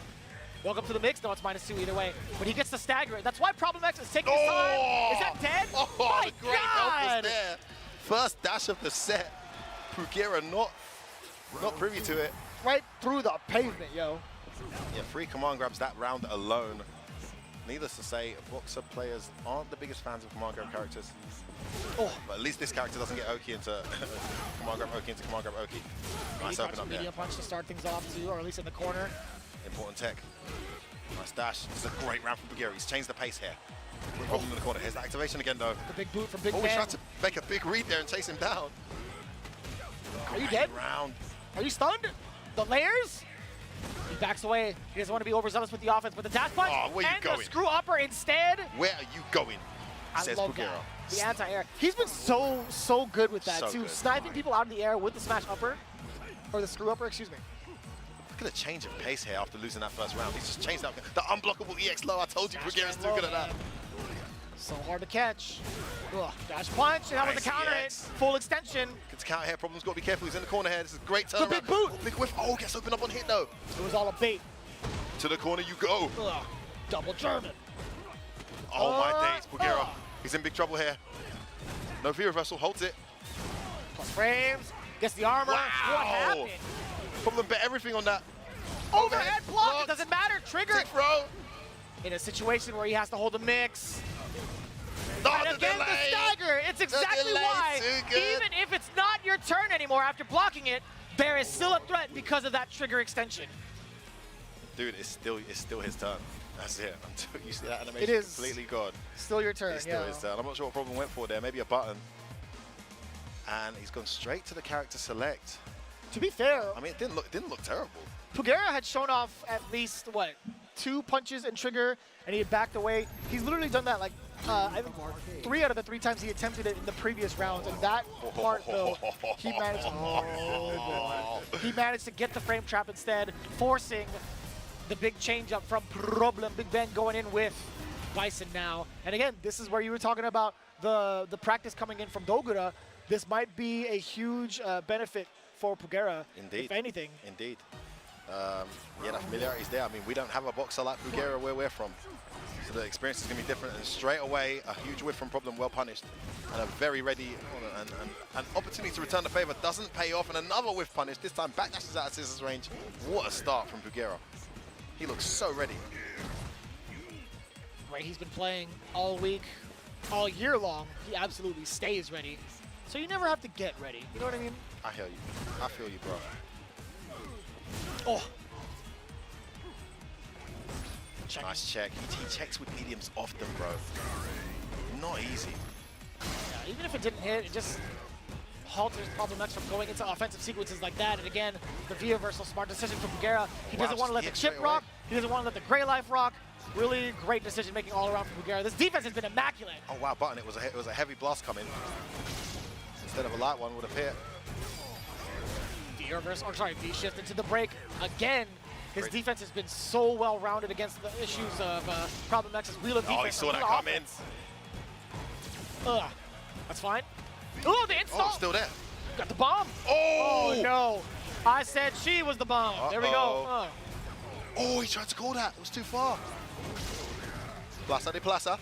Buttons. What a call from Bagheera goes in. Oh, wow, no. that read with the standing light kick was so huge. Problem had the plus frames. Didn't keep it tight with a light kick. Oh, Bagheera kept himself alive. Great defense, but it just goes to show, no matter how good your defense is, only takes one opportunity. What was that? He punched the EX scissor kick, man. With a stand jab to just stop it in its place. Wow, Bagheera looks so strong right now. Problem's in big trouble in the corner here. How do you react to that? Oh. Big whiff. You're dead. Stun not there. One more hit will do it. You're dead. Text the throw. Goes in again. One more hit for the stun. Wait, not quite. The stun no longer an issue, but here is the trigger. The big interruption from Bagheera yet again. Watch out for the throw. Text again from Problem. Gets the corner, but he's got a mountain to climb here. Oh, 2 in a row. Jeez. Stun racking up. Oh, you've got to be kidding me. You've got to be kidding me, mate. He's dead, son. Crusher from Mr. Problem. How the hell did he win that? Bagheera even has to smile in acknowledgement of that comeback round from Problem X. The double Psycho Axe catching the V-shift. Man of the woods. He's got 2 of them on at all times. I mean, he just checked a Psycho Axe with a light kick as well, so that's a huge read. Yeah, like it would have killed there. Problem X. Who said he was dead here earlier? Was that you? That wasn't me. I said mountain to climb, bro. I didn't say dead. Come on now. I know my boy. I don't know, man. I thought you were doing your American accent and doing your impersonation. Must have been you. Only takes a couple guesses. That's unsafe. That's an execution area for problem. Didn't get his buffer. Pugera with another decent round start, but doesn't have the ground advantage.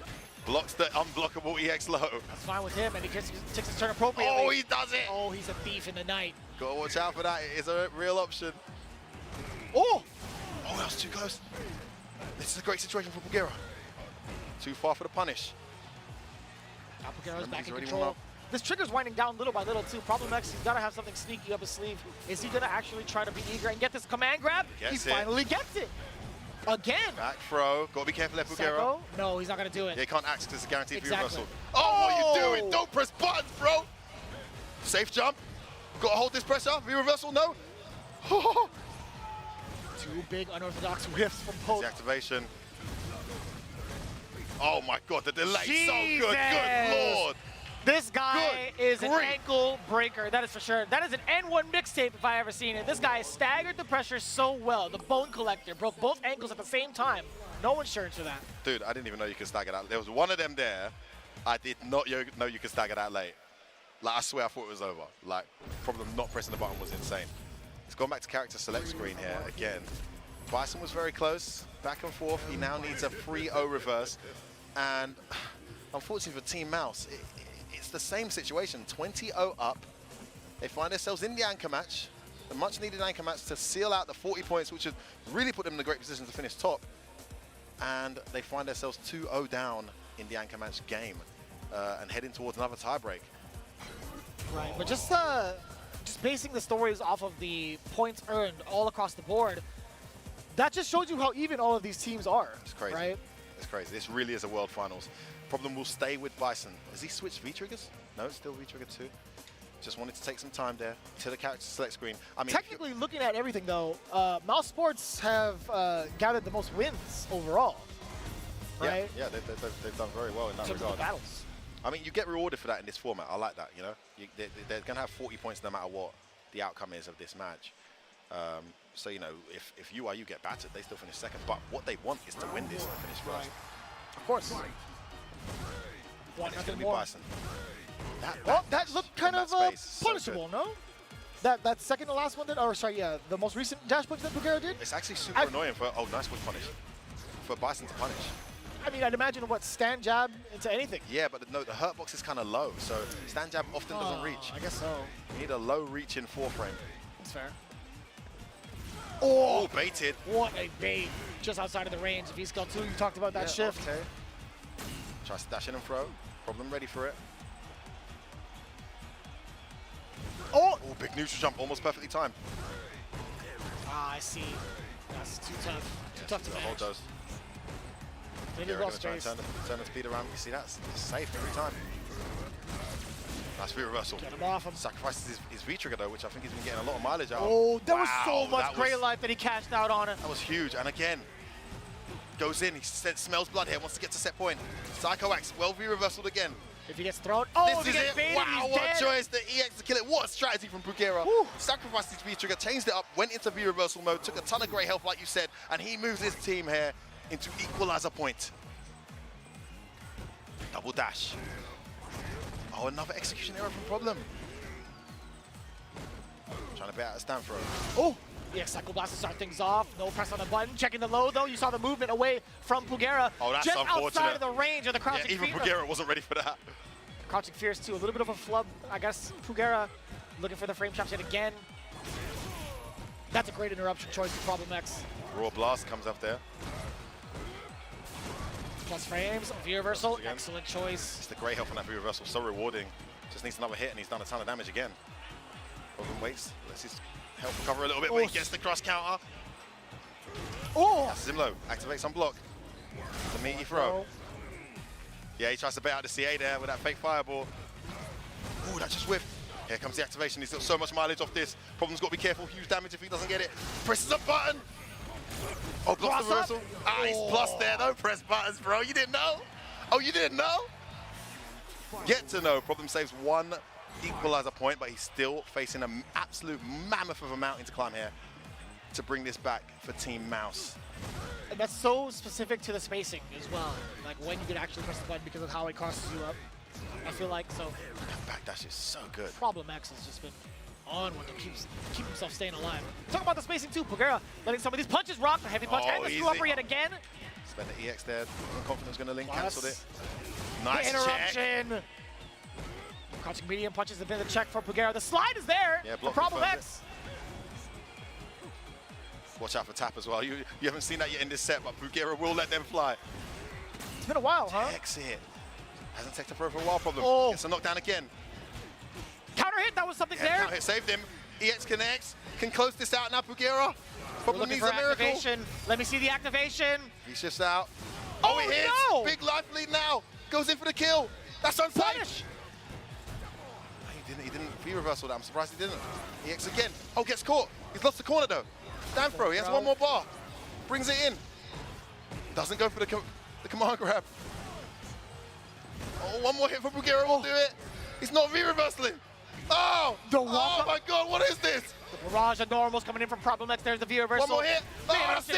Oh, you gotta be kidding me. You got to be kidding. Jab check into scissors, into Psycho Crusher. Why on earth did Pugera change his strategy at that moment and not just V-reversal? Uh-oh. This is dangerous territory. Once you give that confidence to Problem X, he will run with it. I'm calling it now. This is going to be a dangerous time for Pugera to now seal this match away from Team Mouz. I anticipate a change of strategy from Pugera. We might see some wildness here. Oh, there it is. Yeah, that close. Definitely, you got to punish that. Wow. You actually get the big trade-off. Actually, he didn't even trade. He just beat it clean. That was clean. No counter hit. Clattered. Clobbered. Great round from Pugera again. Wants to get himself back to where he was. What? I'm telling you, that backdash in this matchup. The timing of it all. So convenient for Pugera. Got to install the bomb. Forward throw. The Psycho Blast. What happens now? Other side. Good block. What a block. What a block. I don't even know. His character was facing the other way. And the V-reversals are back. Sheesh. Tried to dash in. That's not going to work. Protect. Goes in again. He gets it. Pugera moving into equalizer point again. Can he close it out this time, Vicious? It's going to be a lot slower of a start. Ooh. What a whiff punish. Or at least I thought it was going to be a slower start, but the meter's already been established. It's Problem X enforcing some plus frames after the EX scissors, but now with Pugera, does get the juggle as well. He's so smart with that anti-air. So ready. Dear God. Look how his rounds turned around from that one moment. Problem not ready for the jump in. Too far to link. The stun's almost there. This could be it. This could be it. But he can't kill here, but he's got a huge life lead. He got a meter. He got a meter. He just got it. Oh my God, he got a meter. That's a dead Problem X. And for the second time today, Team Mouz have a 20-0 lead. Go begging. And Team Good 8 squad. And they're ever so reliable, Pugera. For me, their most reliable player of the season. So reliable, so consistent, gets that win, 3-1 over Problem X, and we are now 20-20 tied, Vicious, going into a tiebreaker match yet again. Again and again. I gotta say, this has been completely unprecedented, the way that it's been turning out. I'd imagine they'd be swinging, but just not to this capacity. Dude. Genuinely. It's been so back and forth. So what do you do now if you're Problem X and the team, right? The captain is confirming, they have to check out who they want to send for the sudden death battle. If you guys don't know, well, let's check out how it all got to this point, right? For the most part, I will say Problem X with the Alex play initially, it looked pretty strong, right? He was sneaking in a lot of these command grabs, being able to instill a little bit of fear against Pugera on defense, but it came down to Pugera solving that matchup pretty quickly. Yeah, no, he looks very comfortable in the matchup. Knew just a bit more than Problem X, I think, and played it really well. His defensive strategy and his change-ups, at one point he's not V-reversal, next minute he is, and his ability to clean off that grey health once he gets that V-reversal. And look at that was dead from V-reversals, man. You see that health he just lost? Yeah, sure did. Like, seriously impressive. This pressure from Problem was just insane. Talk about staying alive here. And the button press and the check immediately after the wake-up was so clutch from Problem X. I mean, you thought it might galvanize him and bring the team back to making a comeback, but it wasn't to be. Pugera just too solid. Closed out this round. Started abusing dashes a lot more, so we realized Problem wasn't checking him. Baits out that V-trigger activation attempt and gets the meter just in time for the kill here. Literally.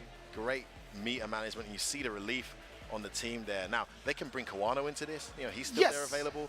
Every player becomes available. Those of you guys who aren't familiar right now, tie-break match, 4-5 points. It's now 20-20 because the anchor match is worth 20 points. And this next one is going to be a best of 1.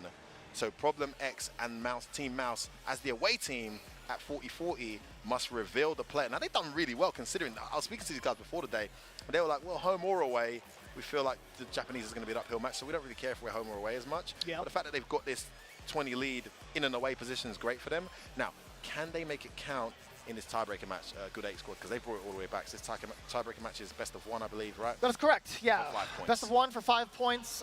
Going into it, you're dealing damage against the Titans of Japan. It's still going to be good either way because they get to go back into the home position for match number 3 regardless. Actually, no, they played 2 times over, so they'll be done for the day, right? Now it's really up to Good 8 squad and UIU towards the end. That was my mistake. But, so I mean, but right now, looking at it right Team now, Mouse at the top of the table with 40 points. That's true. Yeah. That's actually very true. They're right now. So But looking at it now, who do you send up for the sudden death match? Now, I think Broski needs to come up, but it's going to be Problem X riding that momentum, and it's Pugera again. Well, it's a repeat of the last set. It's exactly what we saw. You keep the guy in form on, NL stayed on, and then you try and stop that mammoth of momentum that he's built. Can you do it? On this occasion, it's Pugera who's getting all the results for his team. The question for you now is Alex or Bison?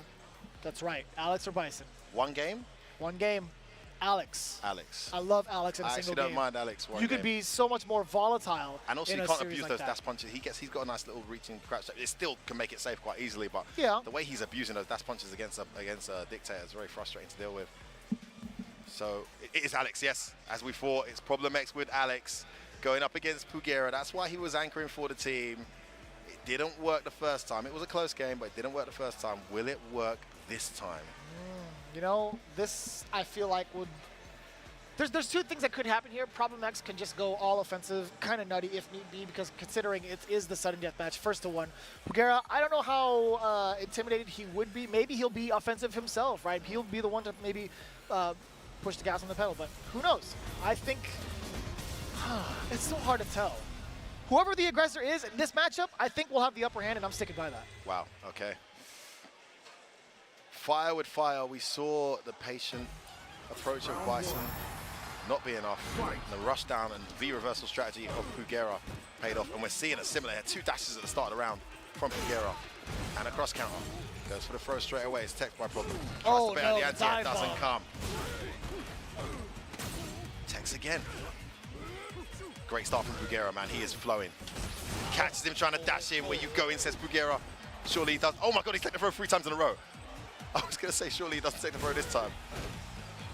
Problem's really getting controlled here. Here's the activation, Nice V-shift V-shift. out of there. That's totally fine for Pugera. He doesn't really need to utilize trigger at this moment, so he's fine. Oh. Comes into that one. This is a very solid first game. Nice anti-air, can close this out. It's great controlled play from Pugera. Brick wall defense, Problem with it all to do. Oh, this is gonna be huge! Oh, he doesn't get a jump in. He needed that jump in to be perfectly placed. It wasn't. And Pugera wins the Scrabble, and he gets it to set point for his team. Now the dash ups, he's trying to come on in there. Plus frames up for the EX dash punch, and now well spaced. Problem X still can't find a hit. There it is! Off the arrow on Pugera. So good at finding those buttons in the right place. Even with punishing that, you say stop pressing buttons, says Problem. With the EX, elbow, another dash, catches him trying to approach. Oh, that was so delayed. He was looking for the V-shift maybe. Oh, try to grab him, don't you dare. Watch out for the reset. It's a back throw. Yep. Does have plenty of space to bring him to the corner. The dash is going unchecked. Oh, this is so scary. Blocks it. Problem's got to hold all this pressure. Still has loads of V-trigger left. 1 hit is enough. Pugera will win this. Hiding his charge so well, too. It's intimidating for Problem X to even try to move forward. Yeah, doesn't want him to get activation. Oh, the stomps out of the corner. The stagger, the low, Tick throw, that was dead. He didn't know it hit. Problem, he gets off the trade. Dashes it twice and gets it. And it is deja vu for Team Mouse. As for the 2nd time today, from 20-0 up, they lose the set 25-20. Another hero has turned up to spoil the UK party here, and this time it is Pugera with the Boxer to close out the Bison and the Alex of Problem X and get his team that victory. And that was terrifying. That second to last, or like last couple of seconds, I should say, Pugera was literally dashing forward all the way from screen to screen. Like, how do you even stop that? Yeah, I mean, it's such a clever change in strategy, you know, because we've seen this slow, annoying dash punch patience from him, and then one game, we were talking about one game Alex, man. One game Boxer dashing in your face like that. Like, and when Problem tried, I mean, Alex's dash is hardly anything like Boxer's, but when Problem tried to implement any kind of dash, he was getting checked with that crouch medium into tons of damage, into corner carry. Pugera's so impressive. I mean, the air approach as well. Like, you tried to sneak a fast one on him, trying to do the dive bomb. Pugera didn't flinch. And he's like, you know what? If he's not going to react to any of my jumps, I'm going to try to get a normal one in there. And then he responds appropriately with the worst thing you could run into, which was the smash upper, right? So impressive from Pugera, so solid, and good 8 squad will be, you know, tied up with UIU. Relieved. Yeah, and tied up with UIU. Yeah, relieved to get that victory. So the table, I believe, now looks this way, as I mentioned. So it's based on wins, actually. So top's not just on points; it's based on wins. So because of the win, despite the points, Mouz will be sitting in 3rd place, and obviously that's not going to change. That they've ended up there. So a correction of myself there in terms of how it works. So these guys are now battling for a 1st place victory in the form of Good 8 squad and UIU. I believe Good 8 will be away from home for this one, right?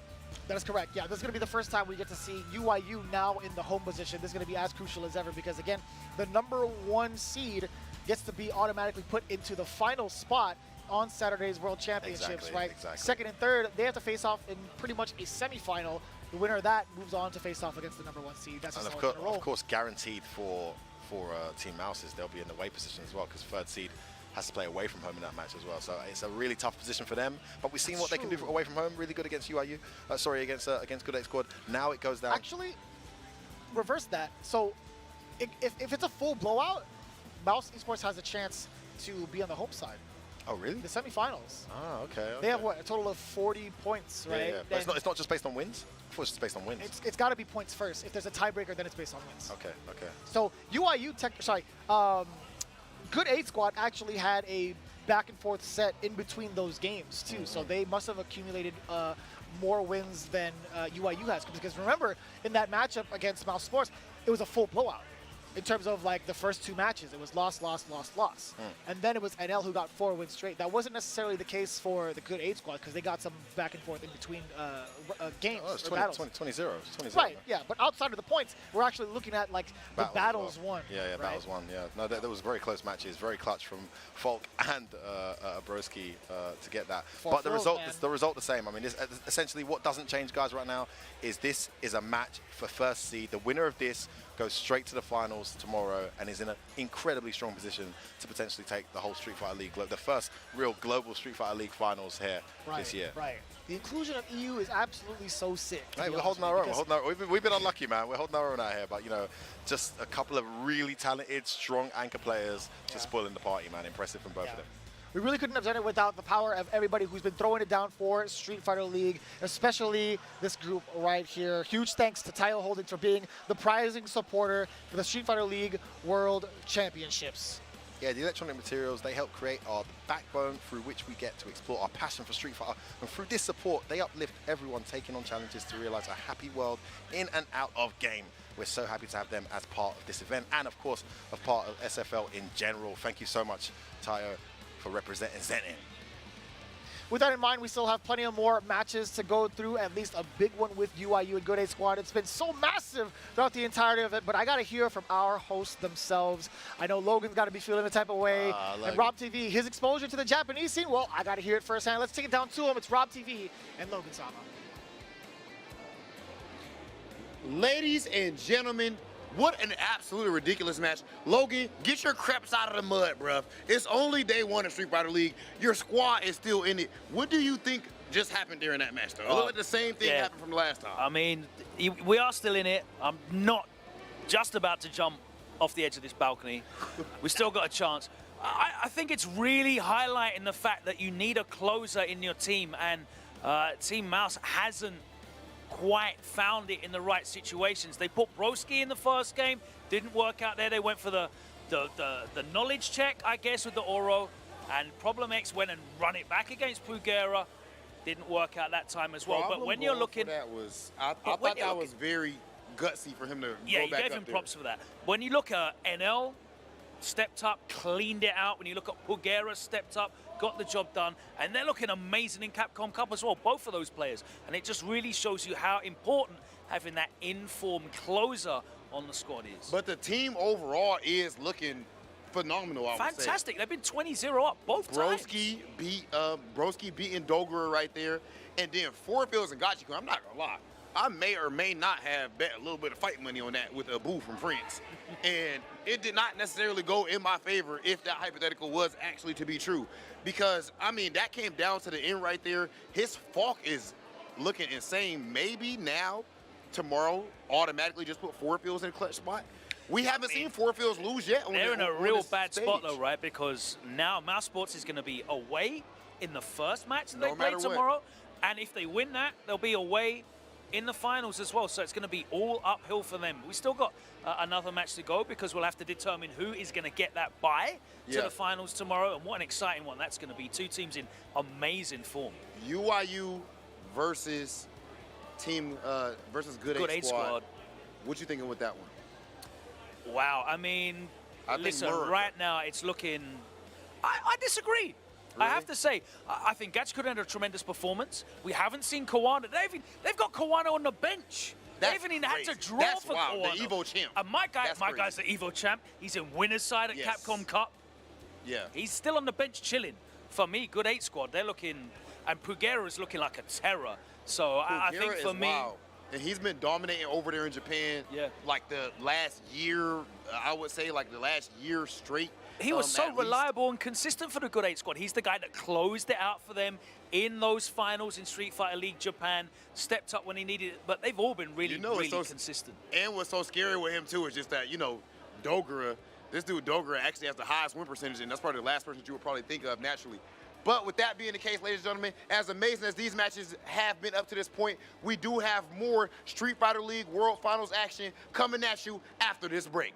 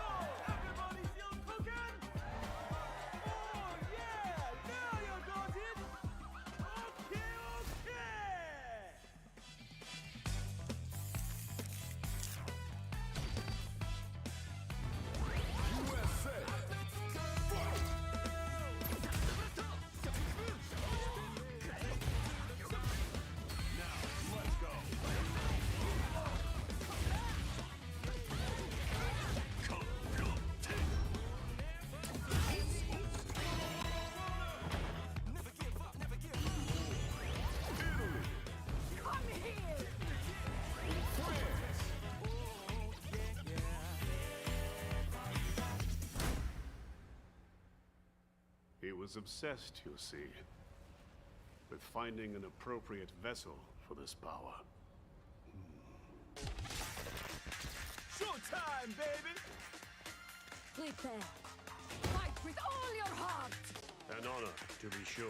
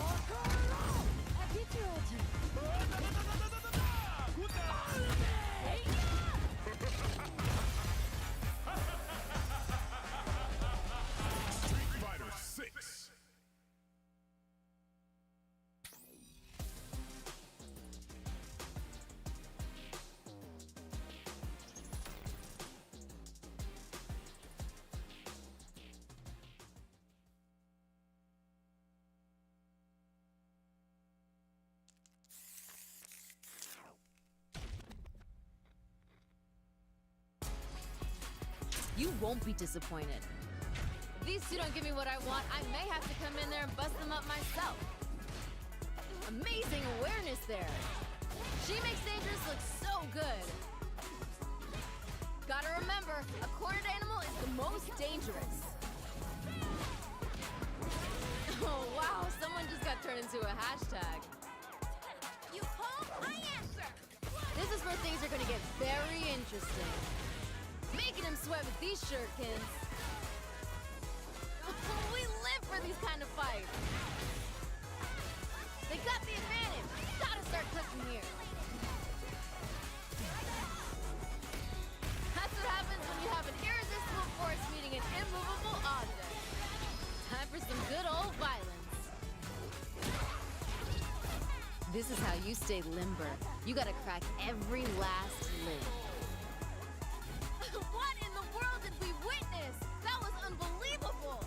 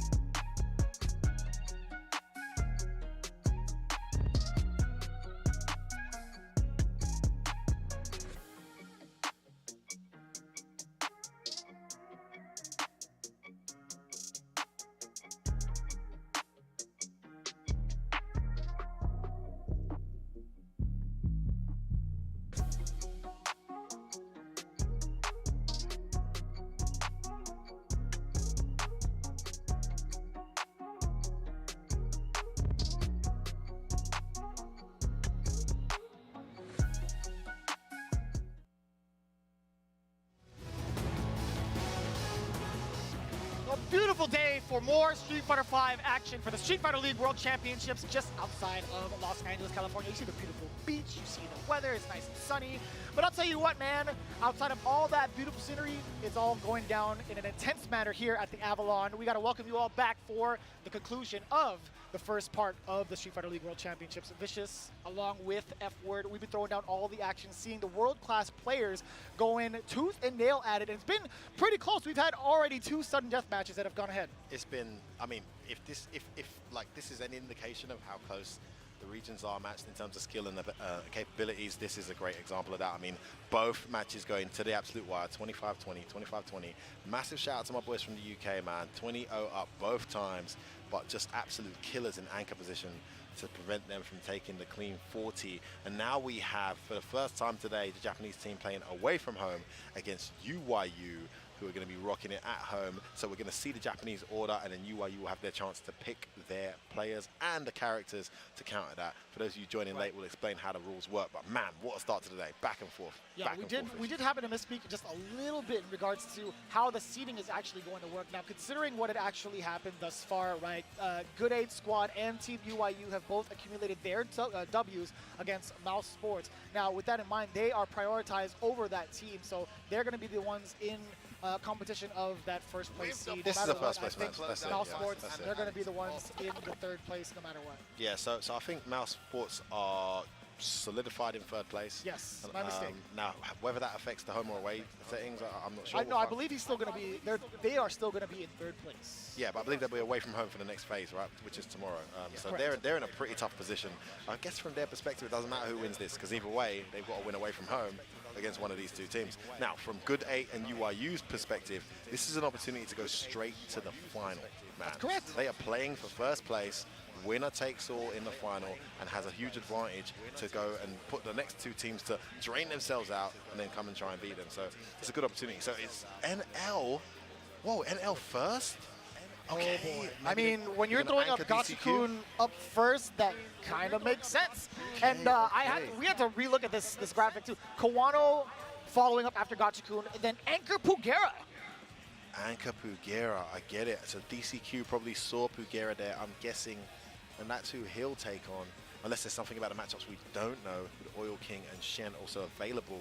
So yeah, NL, after his emphatic performance against Team Mouse earlier, will be stepping up for Team UYU to take on Gachikun. And of course, second there is Hitbox Kawano. He's going to be there representing Luke, his which is very found interesting, Luke. by the way. Yeah, right. He had actually shown that card off only a few times, very, very few times, up until the very end of Street Fighter League Japan. Exactly. And that kind of made me nervous because it was kind of similar to what had happened in their previous run in Grand Finals, right? As soon as Kawano had switched to Vega in one of those matches, they fell short and actually lost it all. So. Yeah. Now that we've seen a newly reformed Kawano, I do like him going to the Luke pick. But it's quite ironic, isn't it? Because this is fresh off his EVO victory, fresh off the Colleen nerf. It's weird to see. He was able to win EVO, but then people started figuring out the character's been pretty normalized, and he was struggling to get wins. He was on like a 33% win rate for the season, which is not to his standard. Picks up Luke, doesn't go well the first time, but by the end of the season, he's got a very complete Luke. So yeah, bet your top dollar, Gachikun has the experience in this matchup. But if there's anything I've seen today, it's that NL is a different kind of animal, man, and will be faced all by your experience. His reads have been on point. His choices have been on point. Is that all about to change here? As Gachikun makes that huge jump in. There's that medium buffer he used so well against 4 Fields earlier. I like this a lot. With the spinning mix too, harassing now the heavy punch. Enter the Eagle Spike. Gachikun has had nothing but the right calls and the right reads against NL, already enforcing his offense, getting round 1 against the Luke main, the problem that is never lose, NL. What a first round. That was rapid. Nice whip punish. Wake up Lions. This guy's got to read on wake up missions, seriously. He's going to have to against someone like Gachikun. Oh, we love that conversion. We sure do. A snapback and the throw bait himself. He gets a perfect level. Either way, the stun is there. You might be dead. You're deader than dead. He charged up the V-skill 1. We got the Popeye arms. All the spinach in the world. Ugh. Good lord. Look at that meter management. Could have spent the EX there at the end, but knew he didn't need to. I swear that DP doesn't scale, bro. I'm telling you, man. I wouldn't be surprised. It doesn't scale, man. It has like a 30% guaranteed no scale limit or something, because it just always doesn't choke.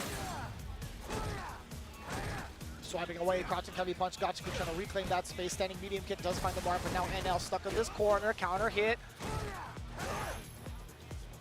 What do you do? A great start to the round here from Gachikun.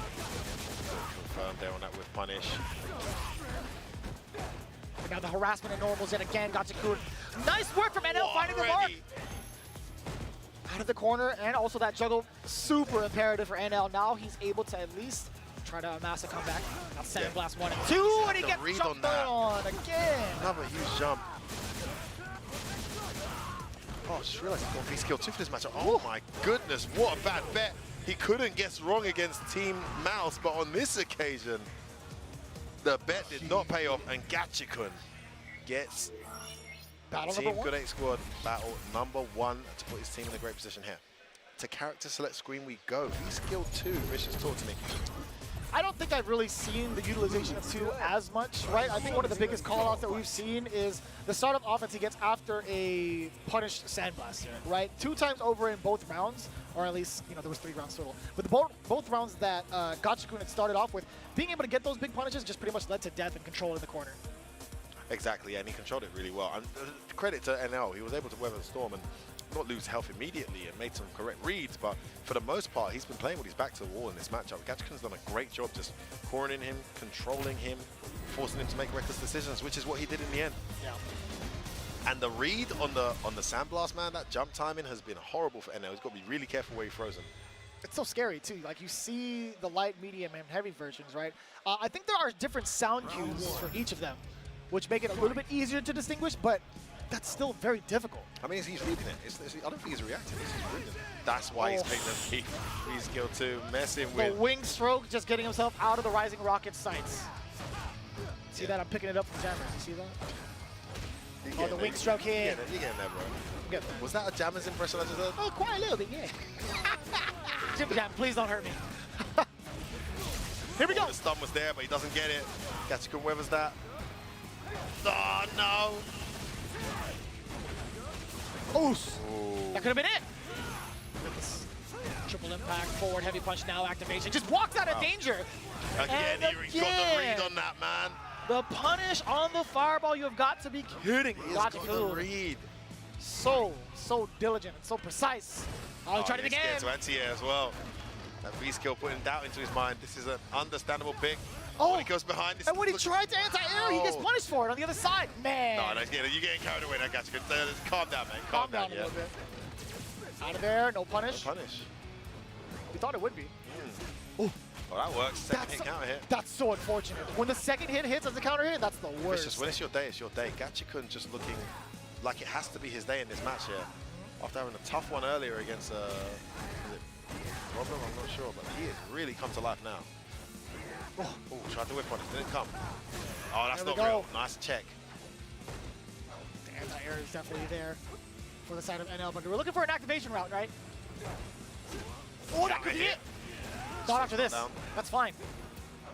Get it off of a block string, or even if a medium kick connects, those are going to be the two options that NL is presented with for activation. It's a trigger. Isar coming up, walks on in there to get rid of at least a little bit. That hurts. Mix up C. Beast just doesn't get punished. Oh, we'll take. Oh, what a confirm, but way. Wait, if he'd have done a DP there, that would definitely kill. Did it kill anyway? It doesn't. Not quite. Why did he not DP? Hammer fist. Is it going to cost him? No, it's not.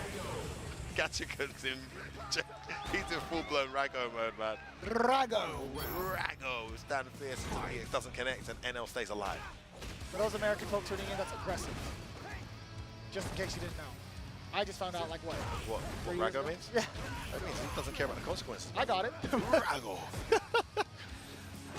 I gotta be the translator for all of you guys. I get it. Don't worry about it. These guys have been listening to me long enough. Come on, you guys should know by now. You know, for the newer generation. Oh man, that anti-air is so annoying. That jump is so annoying to deal with. That paid off though. The jump medium seems like it might be an answer. Punish could have been there. Could have been a time for Gachikun to get a side switch. He gets the side switch anyway. The backdash. Gonna activate here. No, back throw. Look at NL turning this around. No V reversals here. He's hanging in there. The big crush. This is going to be so difficult for NL. He has to hold this Isar. He takes damage, and now the trigger is also winding down. If he's dead, oh my God. How many times? Goodness. Where is he? Where is he? Your reward for blocking that annoying mix-up. I'm plus, and now I'm going to shimmy you. I feel like that's illegal to do so, right? That's punishable by death, if you ask me. Yeah, seriously. Blocking a Rashid mix-up? No, sir, not here. No, wonderful play from Gachikun. Really clutched it out. NL was looking like he was refusing to lose at one point. He was going to bring it back, but Gachikun just insisted. Who's taking off their jacket? Wow. Okay. Who's coming up next? Okay. It has to be. I don't mean for this to be a spoiler alert. Either he's really hot under that jacket, or Xian just might be stepping up to the plate to face off against Kawano. I think we're going to see Shen. We're going to see one of the coolest Cephs in the world right now. The most consistent. And with some of the sickest V-Trigger 2 tech you'll ever see rocking up on the stage. And it just shows to show the strength and depth of this team. I mean, you guys have one hell of a competitive league. These guys weren't even in the top two. And they had guys like Shen in the first game today sitting on the bench, former EVO champion. It's one hell of a squad, man. One hell of a squad. One of the biggest attributes I like to give towards Xian and the way he plays, he is so strong when it comes to counter hit conversions. All of his crouching jabs lead into target combos so well and so effectively. Now, granted, you could kind of option select it, use standing medium punch just in case, gives you time to confirm it if it hits, but even if it doesn't, it's not punishable, right? Yeah, exactly. Great start from the Japanese team. They are away from home. NL was sent to stop the Gachikun power, and it didn't pay off. They get the first 10 points. Those of you watching, joining us late, first game is 10 points, second game is 10 points, third game, 3 out of 5 instead of 2 out of 3 is for 20 points, and that's Pugera sitting in that position. It's now Kawano with his Luke, and that is why they've sent Shen up. He's been given the task to stop Kawano and get 10 points for UYU. It's going to be a true testament to the Ceph main. Now, Xian, you can see it there. It listed Laura as his main. Are they telling us something that we don't know? Did it? It sure did. That's got to be a typo, bro. I'm pretty sure we know who Shen's playing, and it's definitely going to be Ceph. I would hope so. Not only do we know it's Ceph, we know the V-trigger, we know the V-skill. I mean, he plays one way, baby. I would say, if anything, anybody out there that knows any sort of intel that is like, yeah, I could see that happening, I'm going to say you're a liar. Because they are. Because they are. No, Taking a look at the stats between both, though, Sien, again, you mentioned it earlier, with Team UYU in general against the US crowd, right? Sien had only accumulated himself 3 wins out of 8 games he's played, racking up just under 40%. Tough season, man. Tough Absolutely season. is. But with good aid squad, on the other hand, Kawano, pretty much a similar stat. Kawano been, like we were talking about earlier, man, fresh off the EVO win, going into Street Fighter League, Japan, man, it just, Order Restored just continued to lose and just wasn't able to get anything going. We saw some interesting character choices, an amazing Lucia one week, but then struggled with her in another week. He had a very clutch victory against Takedo. Yes. The one time he made that switch happen to Lucia, phenomenal. Oh, 2 times. He got Fudo with her as well. Like, he battered Fudo with Lucia. Yeah, absolutely. I think that match might be horrible, but honestly. What's this? No, come on, let me see this. Come on now. Come on, Shen. We know who you're playing, bro. Come on, bro. You ain't fooling no one. Give us the outfit that you usually pick. Let's do it. Yet, one of the biggest powerhouses that the FGC could ever ask for, looking to get some points on the board for his team. Now, Seth, I feel like with Luke, against Luke, it's going to be a little bit problematic with 900 health, no? I would assume the margin for error is extremely thin.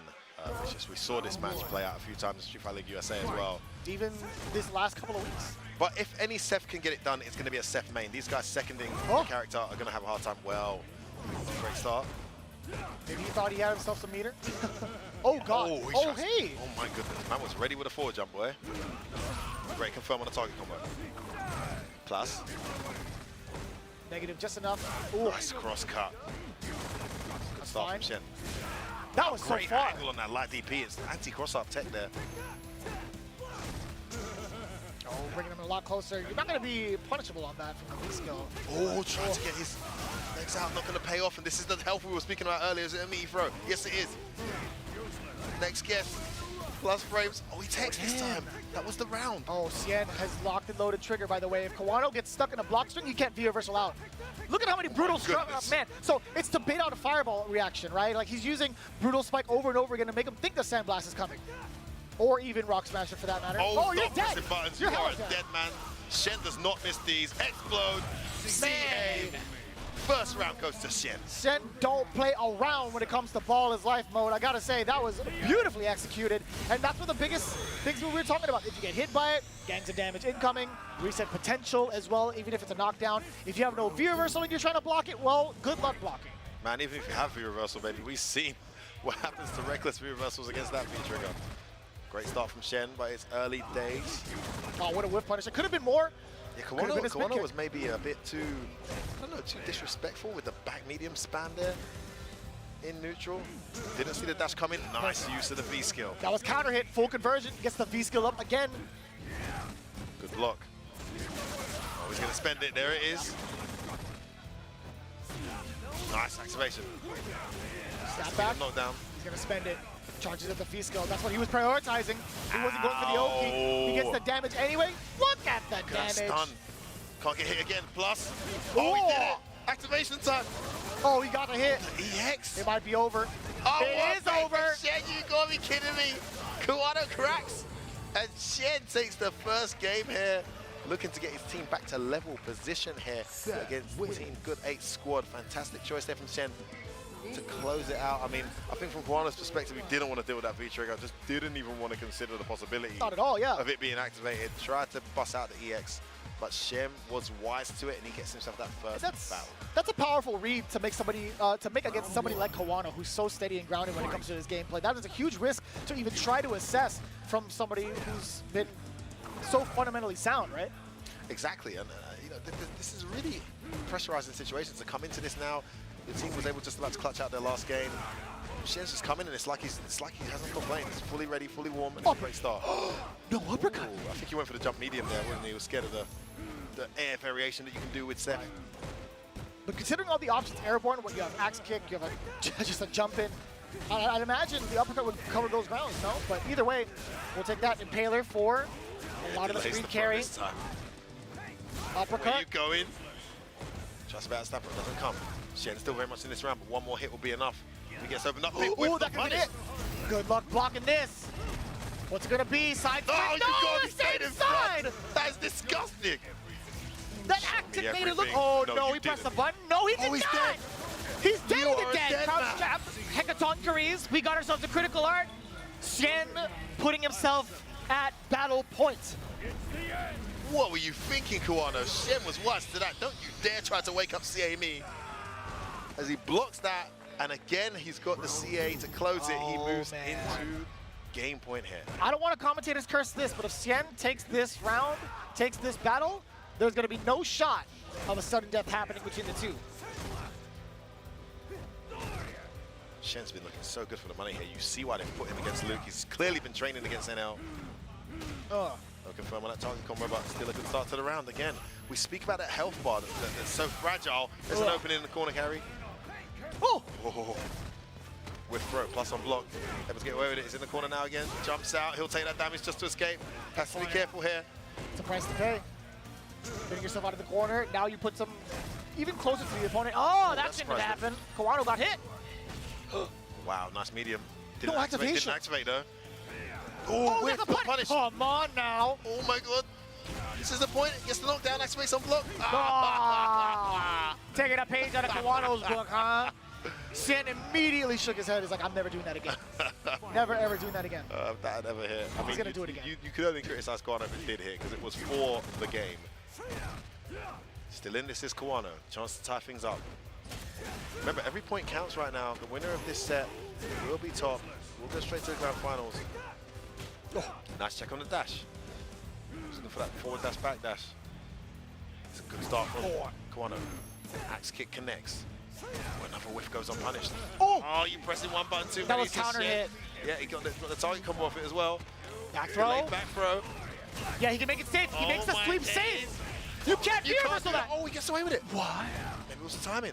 But he doesn't see A. He's not going to kill. It wouldn't have Saves killed. it. Kawano He's needs fishing an for open. it. Crushing head kick to confirm. What happened? Punish it. No That punish was at dead. all. It's getting pretty sloppy. My goodness. Another whiff. Gets the activation. Counter hit. He's going to be taking a lot of damage. Not quite dead yet. Charging up the V skill. Kawano just needs one touch. Same with Shen. It's going to be via Hecaton Careers. EX. Triggers on deck. He gets the throw, man. It doesn't matter. The damage. No, wait a minute. Don't press the button. Why would you press a button? No way. Come on. Come on now. Come on, Kawano. And it's Shen taking it down 2 battles straight. Man, that was a very clever pick from Team UYU to whip out the Shen and the Seth pick there. Made Kawano very uncomfortable. I mean, he's only been playing Luke for so long. How ready can he be for a Seth? And clearly testing that knowledge and causing him to panic at times. I mean, a wake-up CA.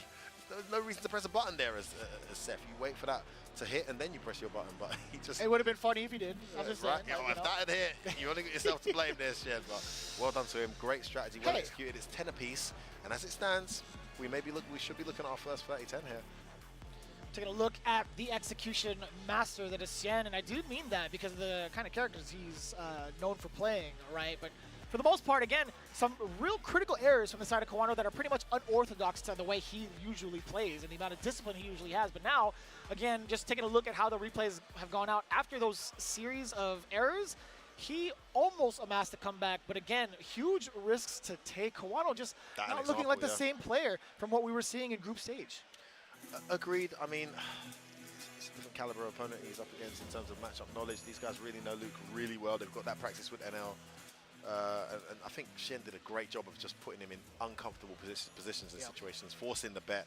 Even whipping out that EX that was blocked was great for him because it allowed him to wake up and do nothing at times, wake up and jump, wake up and get out of there, to slow down some of that Luke pressure. As much as we spoke about the glass cannon that is Seth and him getting opened up and how quickly he can die, he did a great job mitigating the risk of even being in positions to guess wrong and die. And when he was in those positions, he just kept making the right read. And when he got his turn, unfortunately, Kawano couldn't return the favor and just capitulated. Great play from Shen, 10 apiece. Pretty much down to the wire between UYU and Good Aid Squad. I mean, great representation through and through, man. We love the U.S. representation coming in and tying it up with the champions of Japan. Hey, you got to hold that, man. 10-10 apiece, and of course, coming up next, it's going to be DCQ. I was just about to ask you, Femi, which one of these things are, or which one of these players were missing from that screenshot, or at least the camera angle that we saw towards the players. DCQ actually was just away from the team. I think he's getting himself his peripheral, I think. He's getting ready, man. Look, getting himself ready. We called it when we saw Pugera go into the anchor position. we had that conversation, didn't we, Vicious? And we said it's very likely that we're going to see DCQ come up for that one. True. It's a much better matchup than what the guys had over at Team Mouse. It's not a winning matchup necessarily. Okay, so here we go. Taking a look at this again, right, the way that the matches have gone through, 10 apiece. It is currently tied. However, whoever wins this is going to take the big chunk of change, or at least the massive amount of points, that is 20 points. Exactly. There's going to be no sudden death by default. Once it's 10 apiece, there can't be. Exactly. So the winner of this goes straight into the finals. It all boils down to this.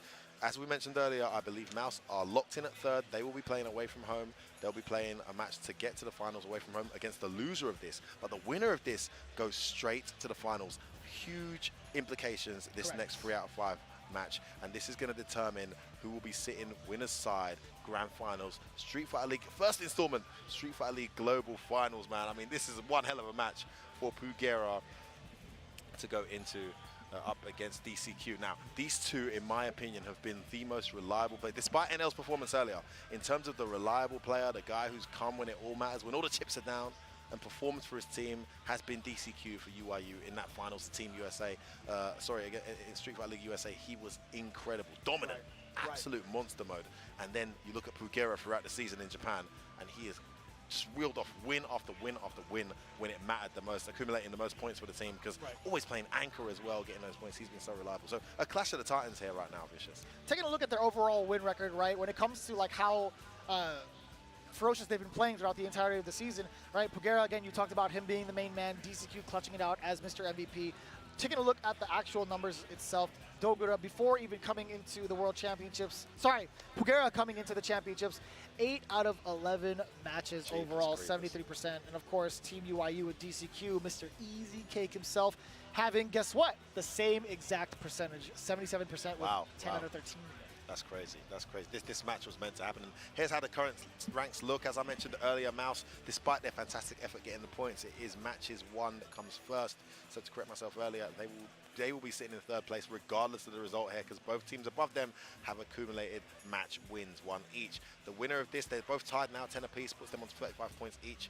The winner of this will get 20 points, putting them on 55 points, which will put them top, which will put them winner's side, grand finals of the Street Fighter League Global Finals tomorrow. I mean, what an opportunity this is for Pugera and DCQ. And the amount of money on the line as well, right? 150 grand on the line. The line share obviously going to the first.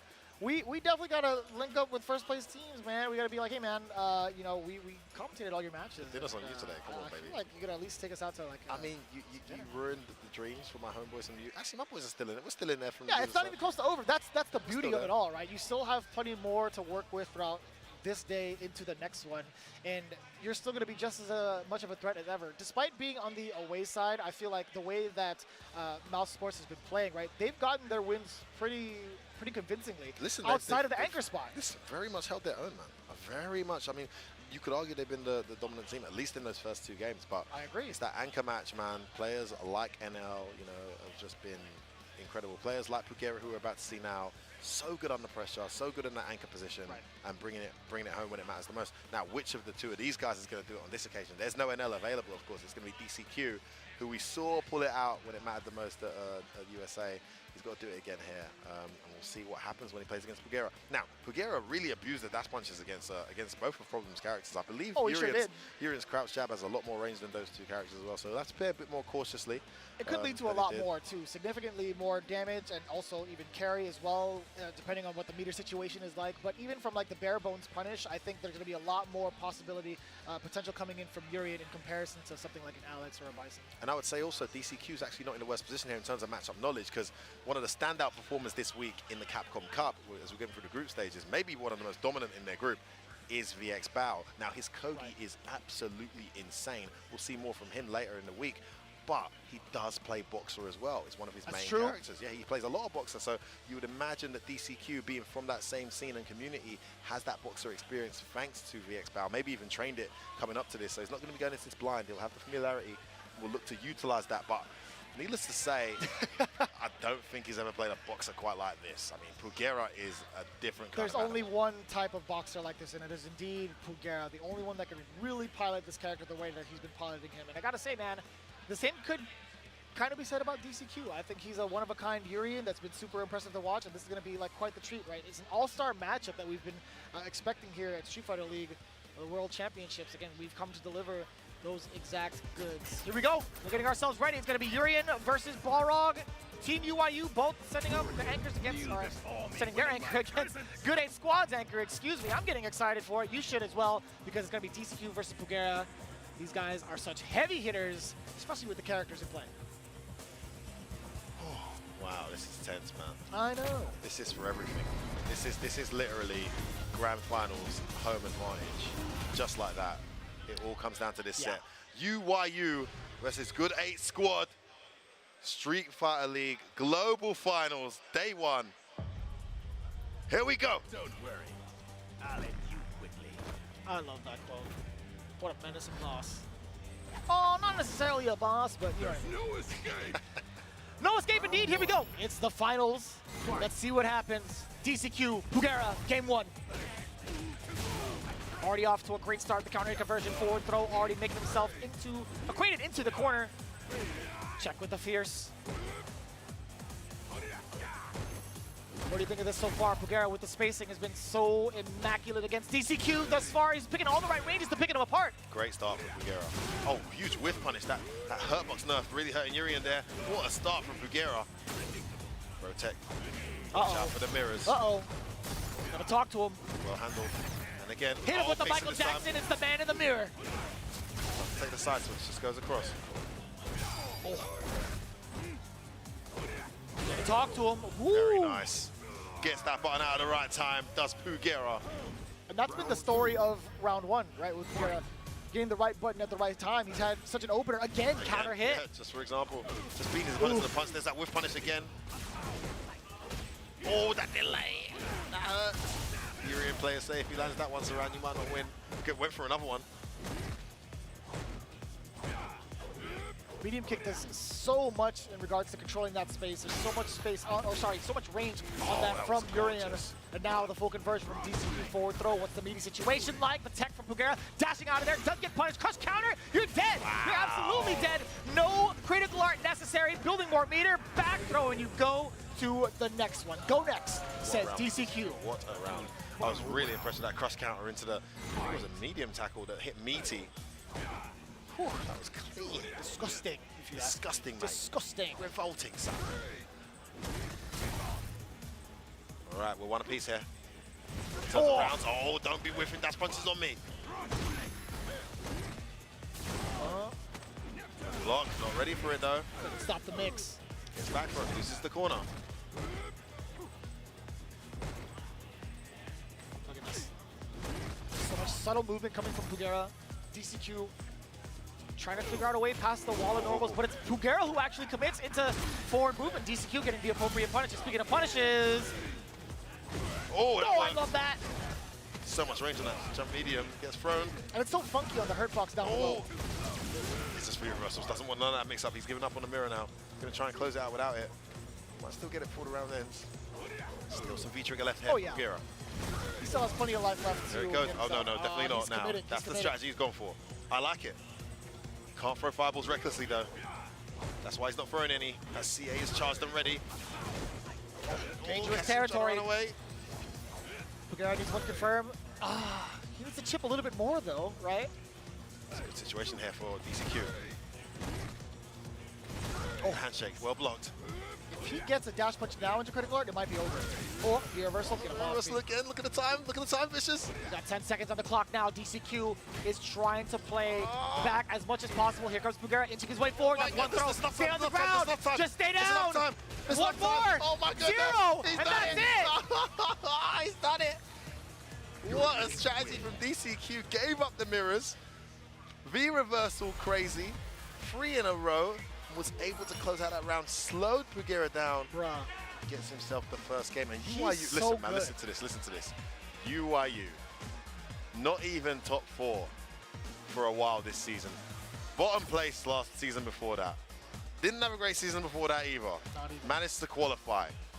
Now they're sitting in a position 1 game up here to potentially win this and go grand finals for Street Fighter League Global. I mean, this is crazy. This is amazing. I mean, the talent speaks for itself, man. A little bit of restructuring in the team of UYU. You need to get the USA flag down there so if they win this weekend, they can wave that all over the place, you know? Oh, don't worry. My guys are working on it right now. Either way, we got to see whether or not Japan has an answer for the menace that is DCQ. Oh. This is one of the intricacies of Street Fighter, right? Trying to figure out what ranges am I allowed to press buttons against opponents. How often can I get these openings? Look at this now. It's all DCQ thus far. No, a little bit of an error. Pugera actually weaving past the knee drop. Great sequence. That one moment is all it's taken. Trigger now, got to be careful. He dash punch. Here comes the exclamation. No. Here. Side here. Doesn't stick the second mirror out. Does this time. Oh, just walks up he's and gonna bounces. bounce into it. He bounces. He still gets He's it, dead. and he gets to Oh, optimize the length of that. Actually, the range from where that throw had bounced Balrog into the mirror just allows him to get an extension on that. The link into the headbutt. So well played from DCQ. Pugera not quite there on defense. Not yet, anyway. That walk forward throw was so deceiving. Didn't look close enough.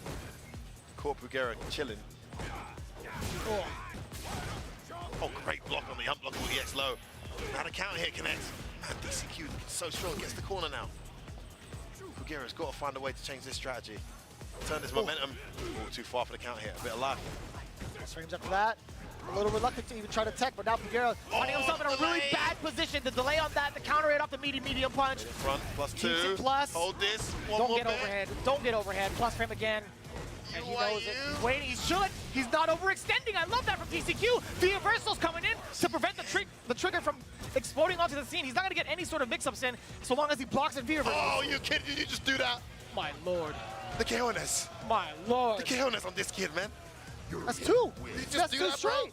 He just walked off the screen in man's face and then shimmied him out. My goodness, Pugera needs to find a way to slow that because DCQ, he's the kind of guy that more confident he gets, the more frighteningly good he gets. You know, you don't want to let him get into this mode. He got that from playing in Brooklyn for all these years. You know is that what it is? Like, he's got that, that American upbringing. He's got that East Coast blood in him. You know what I mean? I feel you. I feel you. I can see that. I can see that happening. I mean, Problem X has a little bit of that as well, right? I'm looking forward to him singing the American anthem after he wins this. I wouldn't be surprised. It's gonna be fun. I'll tell you what, man. I'll give him my passport. I'll trade with him right now if he wins. Trade? He's already American. What are you talking about? It's Team America, baby. He doesn't need your passport. He's got his own. He spent some time here. Studied abroad. We're totally fabricating things. Don't worry about that, chat. I'll tell you what, though.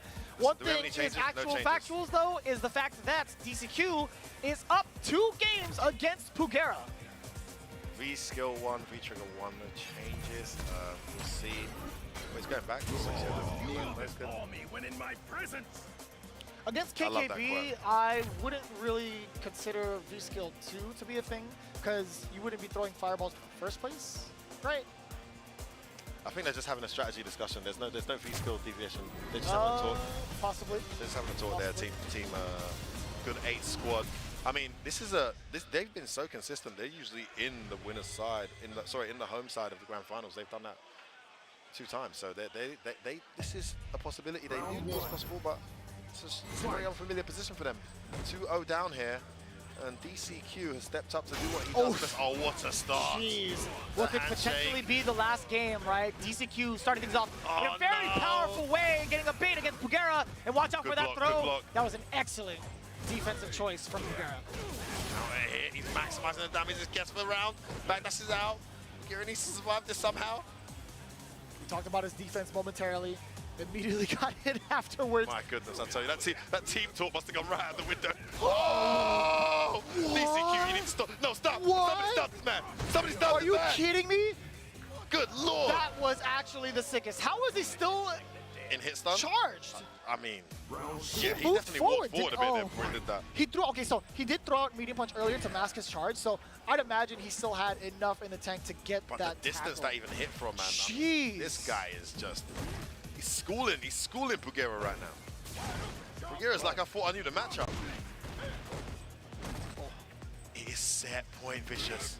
Set point to Team UYU. The fairy tale story. the team that everyone counted out, Team USA.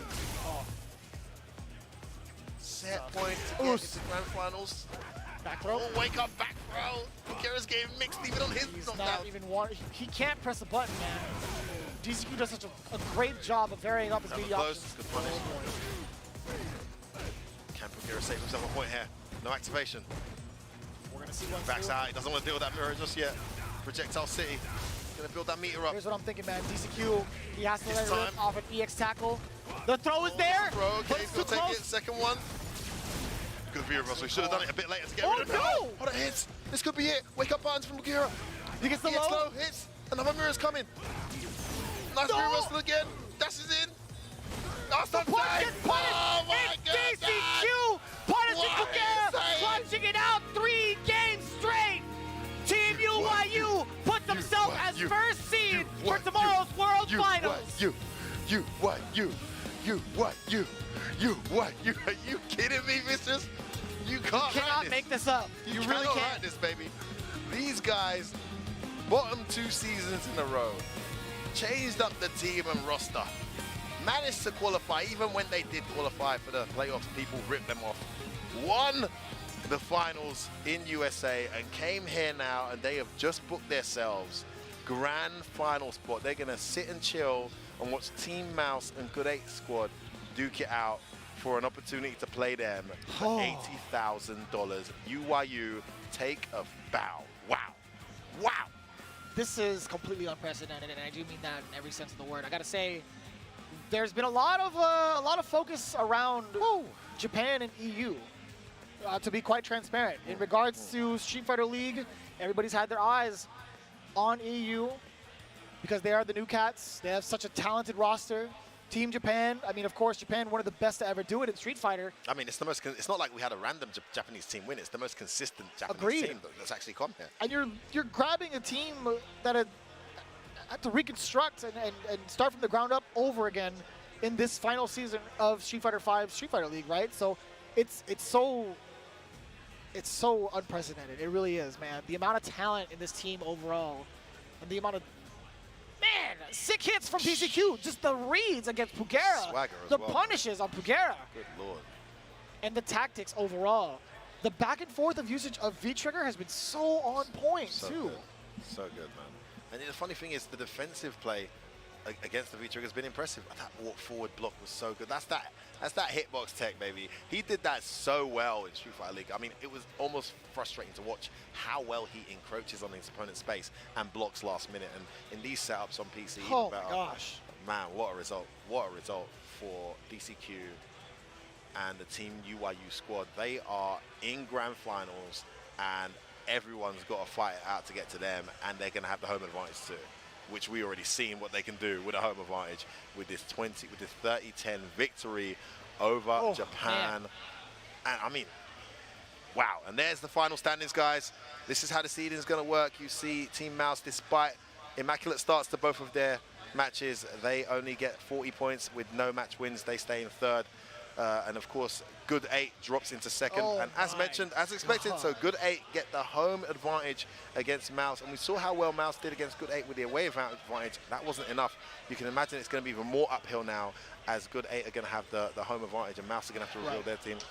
And then, of course, the winner of that will play against UYU, who are now the first seed in the grand finals. Imagine that. Absolutely. Wow. Man. Now, there's a lot to really consider here. One of the biggest outliers that we could consider in that part of the semifinals, at least for Mouse, how pivotal is Shaq's role going to be when they have to face off against Good 8 squad, right? Are they actually going to utilize him? Are they going to stick to the same strategy they did, but maybe possibly switch out the anchor spots? Who knows, right? For the most part, I think Mouse Sports, up until this point, have been absolutely consistent, right? They've had the first 2 games every single time against both UYU and Good 8 squad. I think still it's going to be a very, very even match, despite the seeding. Honestly, it can go back and forth. I mean, they just need an answer. I mean, they've got to repeat what they did earlier. They've got to get those wins where they can, and they need an answer for those incredibly strong anchor players. Where Mouse have fallen short today is they haven't had one of their players perform quite like the NL did, or the Bugera did, or as we just saw, the DCQ did in that ever so important anchor match. You cannot win a set by these rules, guys. You cannot win a set without winning that anchor game, and that's what's cost them today. So I agree. They're going to go home. They're going to do their homework. They're going to prepare. They know the opponent that they got. It's good 8. It's one hell of a task. And good 8 from their perspective. They'll want to do better than they did against Mouz earlier today. It was really close. 20-0 down. And fantastic comeback from Bulgaria. So we'll see what happens, man. For the most part, again, everybody has the potential to be that kind of player in the anchor spot. So with that in mind, we're going to look forward to everything going on tomorrow. But we do have to shout out everybody who's been a part of our journey here at Street Fighter League, especially this group here. Huge thanks to TAIYO Holdings for being the prizing supporter for the Street Fighter League World Championships. That's right, the electronic materials they help create are the backbone through which we get to explore our passion even further for Street Fighter. And through this support, they uplift everyone taking on challenges to realize a happy world in and out of the games that we play. We are so happy to have them as a part of this prestigious event. So again, Big yourself up, TAIYO. Big thank you to TAIYO Holdings. Listen, man, it's been one hell of a day so far, but we're not done yet. I think we got 2 of our good friends, Rob TV and Logan Sama, over in the stage. Guys, take it away. We are here, and we now know what the playoff picture's going to look like tomorrow. And I'm standing next to a very patriotic man right now. A real American hero. Yes. Hollywood Rob TV. As much as an American hero I happen to be, I'm not the one who just absolutely smoked SFL Europe. I'm not the one who just absolutely smoked SFL Japan. Good 8 squad, Team Mouz, don't matter. UYU in 3 or 2 or whatever it needs to be. They are in the grand finals. Logan, I told you who the best league was. And at this point, can you argue? Not Shut yet, up, Logan. but we'll be back tomorrow. Hey, Saint. What you think about what we just saw right there, man? Look, you over there playing against an EU person. Why? You wasting your time. You see what happens. What you think about that right there? I think that even though I'm getting washed right now, all I know is USA reigns supreme, and they will do all the way to today, tomorrow. Doesn't matter what it is, baby. USA! USA! USA! Disgusting. USA! I cannot believe. Jammers, are you hearing any of this? Loser talk. I'm hearing too much of it. I mean, can you tell me your favorite US player? Punk. Anyway.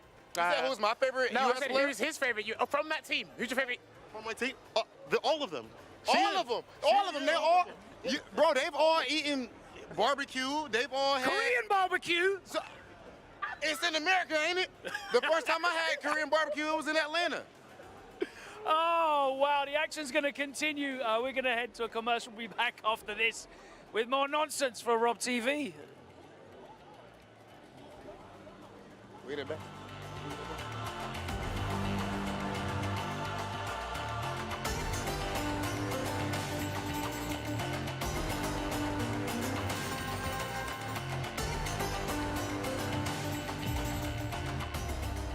Space-time distortions.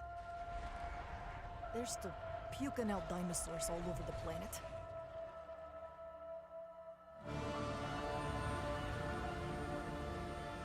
So, Bikitoa Island's been sealed up for 3 years, and Ibius won't own up to Leviathan's malfunction? Can you address the reports of exofighter patrols on the island? Reports of exofighter patrols are simply untrue. IBS is committing all possible resources to the investigation. Exercise results logged. Sunsetting temporal instance. Come on back. Drinks on me. There are hundreds of exofighters running around out there. Everyone's armed, and nobody knows what'll happen next. 1 minute, they could be helping you. The next minute, they're shooting you in the back.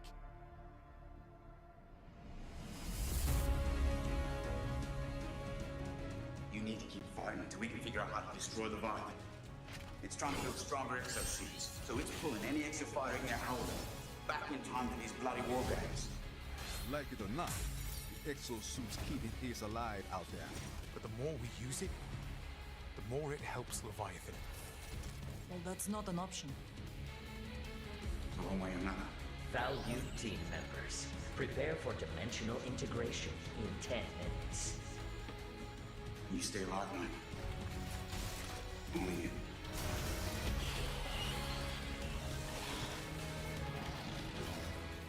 If you give an AI like Leviathan the directive, improve our exosuits, it has to complete. It doesn't matter whether that takes 100 tries, a million, all for the perfect suit. More than that. But at least do me the courtesy of looking me in the face whilst you do it.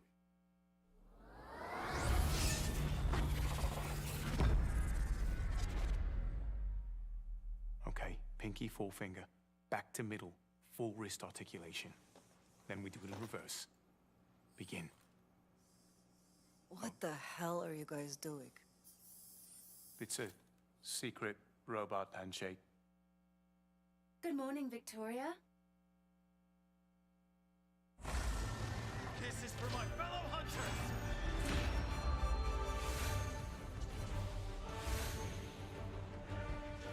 You're going down!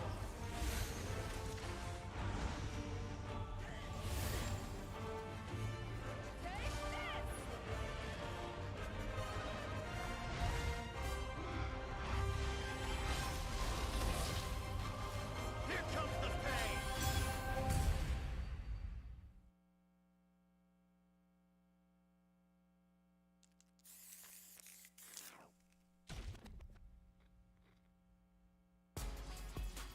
You won't be disappointed. If these two don't give me what I want, I may have to come in there and bust them up myself. Amazing awareness there. She makes Dangerous look so good. Gotta remember, a cornered animal is the most dangerous. Oh wow, someone just got turned into a hashtag. You home? I answer! This is where things are gonna get very interesting. Making him sweat with these shurikens. We live for these kind of fights. They got the advantage. Gotta start cooking here. That's what happens when you have an irresistible force meeting an immovable object. Time for some good old violence. This is how you stay limber. You gotta crack every last lid. What in the world did we witness? That was unbelievable!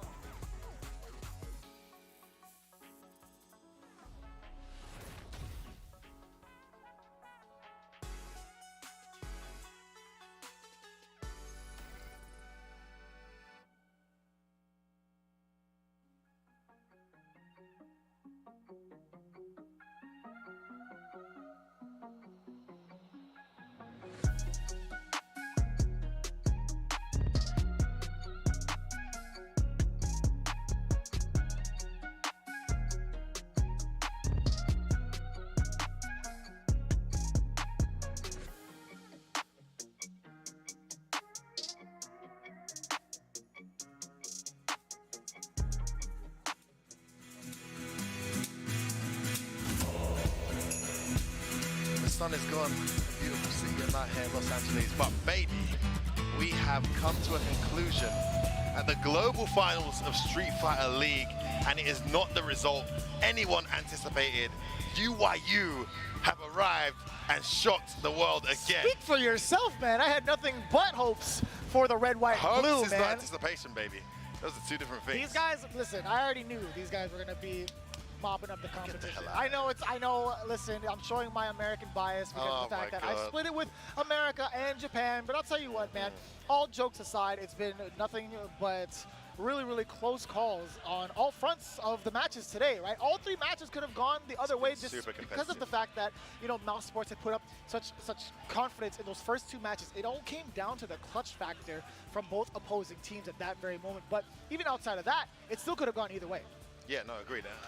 And this is what we're dealing with. When you bring the best of each corner of the world to one setting like this is what we hope and pray will happen, that it will be to the wire, back and forth, and that's exactly what it was. At one point, it was looking absolutely free for the British. I was like, oh, mate, we're taking over, mate. This is free, mate. 20-0, come on.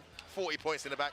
Didn't happen. And I was really excited about it, too, because, you know, looking in week after week with Street Fighter League EU, it's just been so dominant for this particular team. It could have been either Mouse Sports or even BMS. But either way, no matter who came through from the EU, I knew for a fact that they were going to be top-tier contenders for the rest of the world, right? I was actually low-key kind of kind of worried for Team UYU. I genuinely was, because of the fact that you have somebody like the Good 8 squad who's been absolutely dominant in back-to-back seasons, right? Just barely missing their shot at victory in the grand finals from last season, but now securing it this time around, right?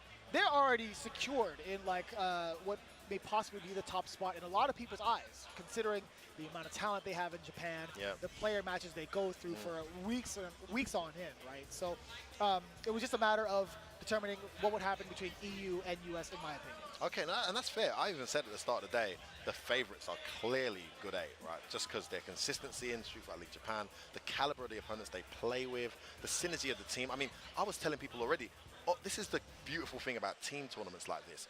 I think on paper, FAV was actually the strongest team in the league, individually, right? But then you look at Good 8 squad and the way they sync, the way they work, the way their characters complement each other's matchups, and the way they execute their game plan, they're the best team actually in Street Fighter League, and it's been proven 2 seasons in a row. And the same thing goes for BMS and Mouz in the EU. Those were the 2 best teams, not only by characters but also by synergy. The talent himself, yeah. Exactly, the ability to like take lead, the problem being the captain, and of course Mr. Crimson being the captain of his. And one of those teams was always going to cause the rest of the guys trouble. It wasn't exactly like that with UYU. UYU were back and forth, up and down. They've had some tricky seasons. This was by far their best season. They've had to restructure, right? Exactly, they had to take new out, players, 2 other players like JB, language as well as barrier, Tommy, and then the inclusion of like DCQ, Cien, and I gotta say, like, Oil King leading the pack yet again.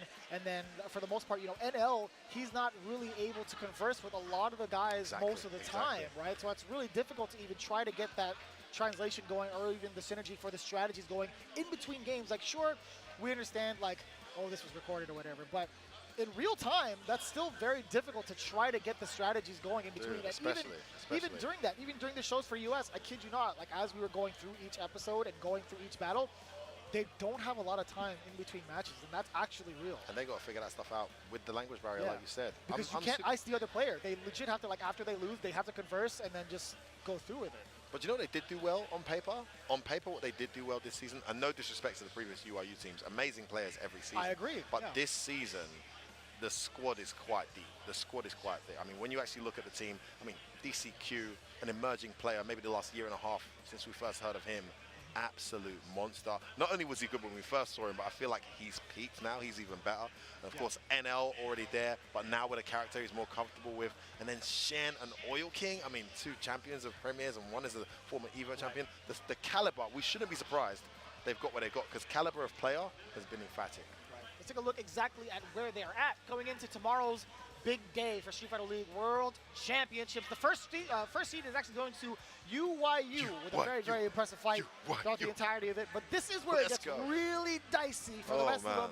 Second and third seed, respectively. It's Good 8 squad and the home field advantage going up against Team Mouz in the away side. And that's going to be very, very interesting considering their history today. Well, what makes it interesting, you look at the top left-hand corner there, you see finals bracket best of 3. So we actually shift sets now as well, don't we, Fisher? So as much as the first game is going to be home for Team Japan, the second game will be home for Team Mouz. And if it's 1-1 by then, the advantage goes back to Japan with another home game. So we've seen how much of a factor that home and away system plays. But on this particular occasion, I think in this particular matchup, it doesn't really have that big an impact between these 2 teams. However, with the UIU squad, it might just do that. Yeah, so we have already seen everything that's been going through each and every one of these matches. Well, guess what? Now we have the first 3 seasons, or the only 3 seasons, really. But you guys do not want to miss it, right? It's going to be happening the same time tomorrow, 3 p.m. Pacific Standard Time. We will see you all for the conclusion, the final conclusion for Street Fighter V of the Street Fighter League World Championships. It's been an absolute pleasure, and we'll see you guys all for the next one. See you tomorrow.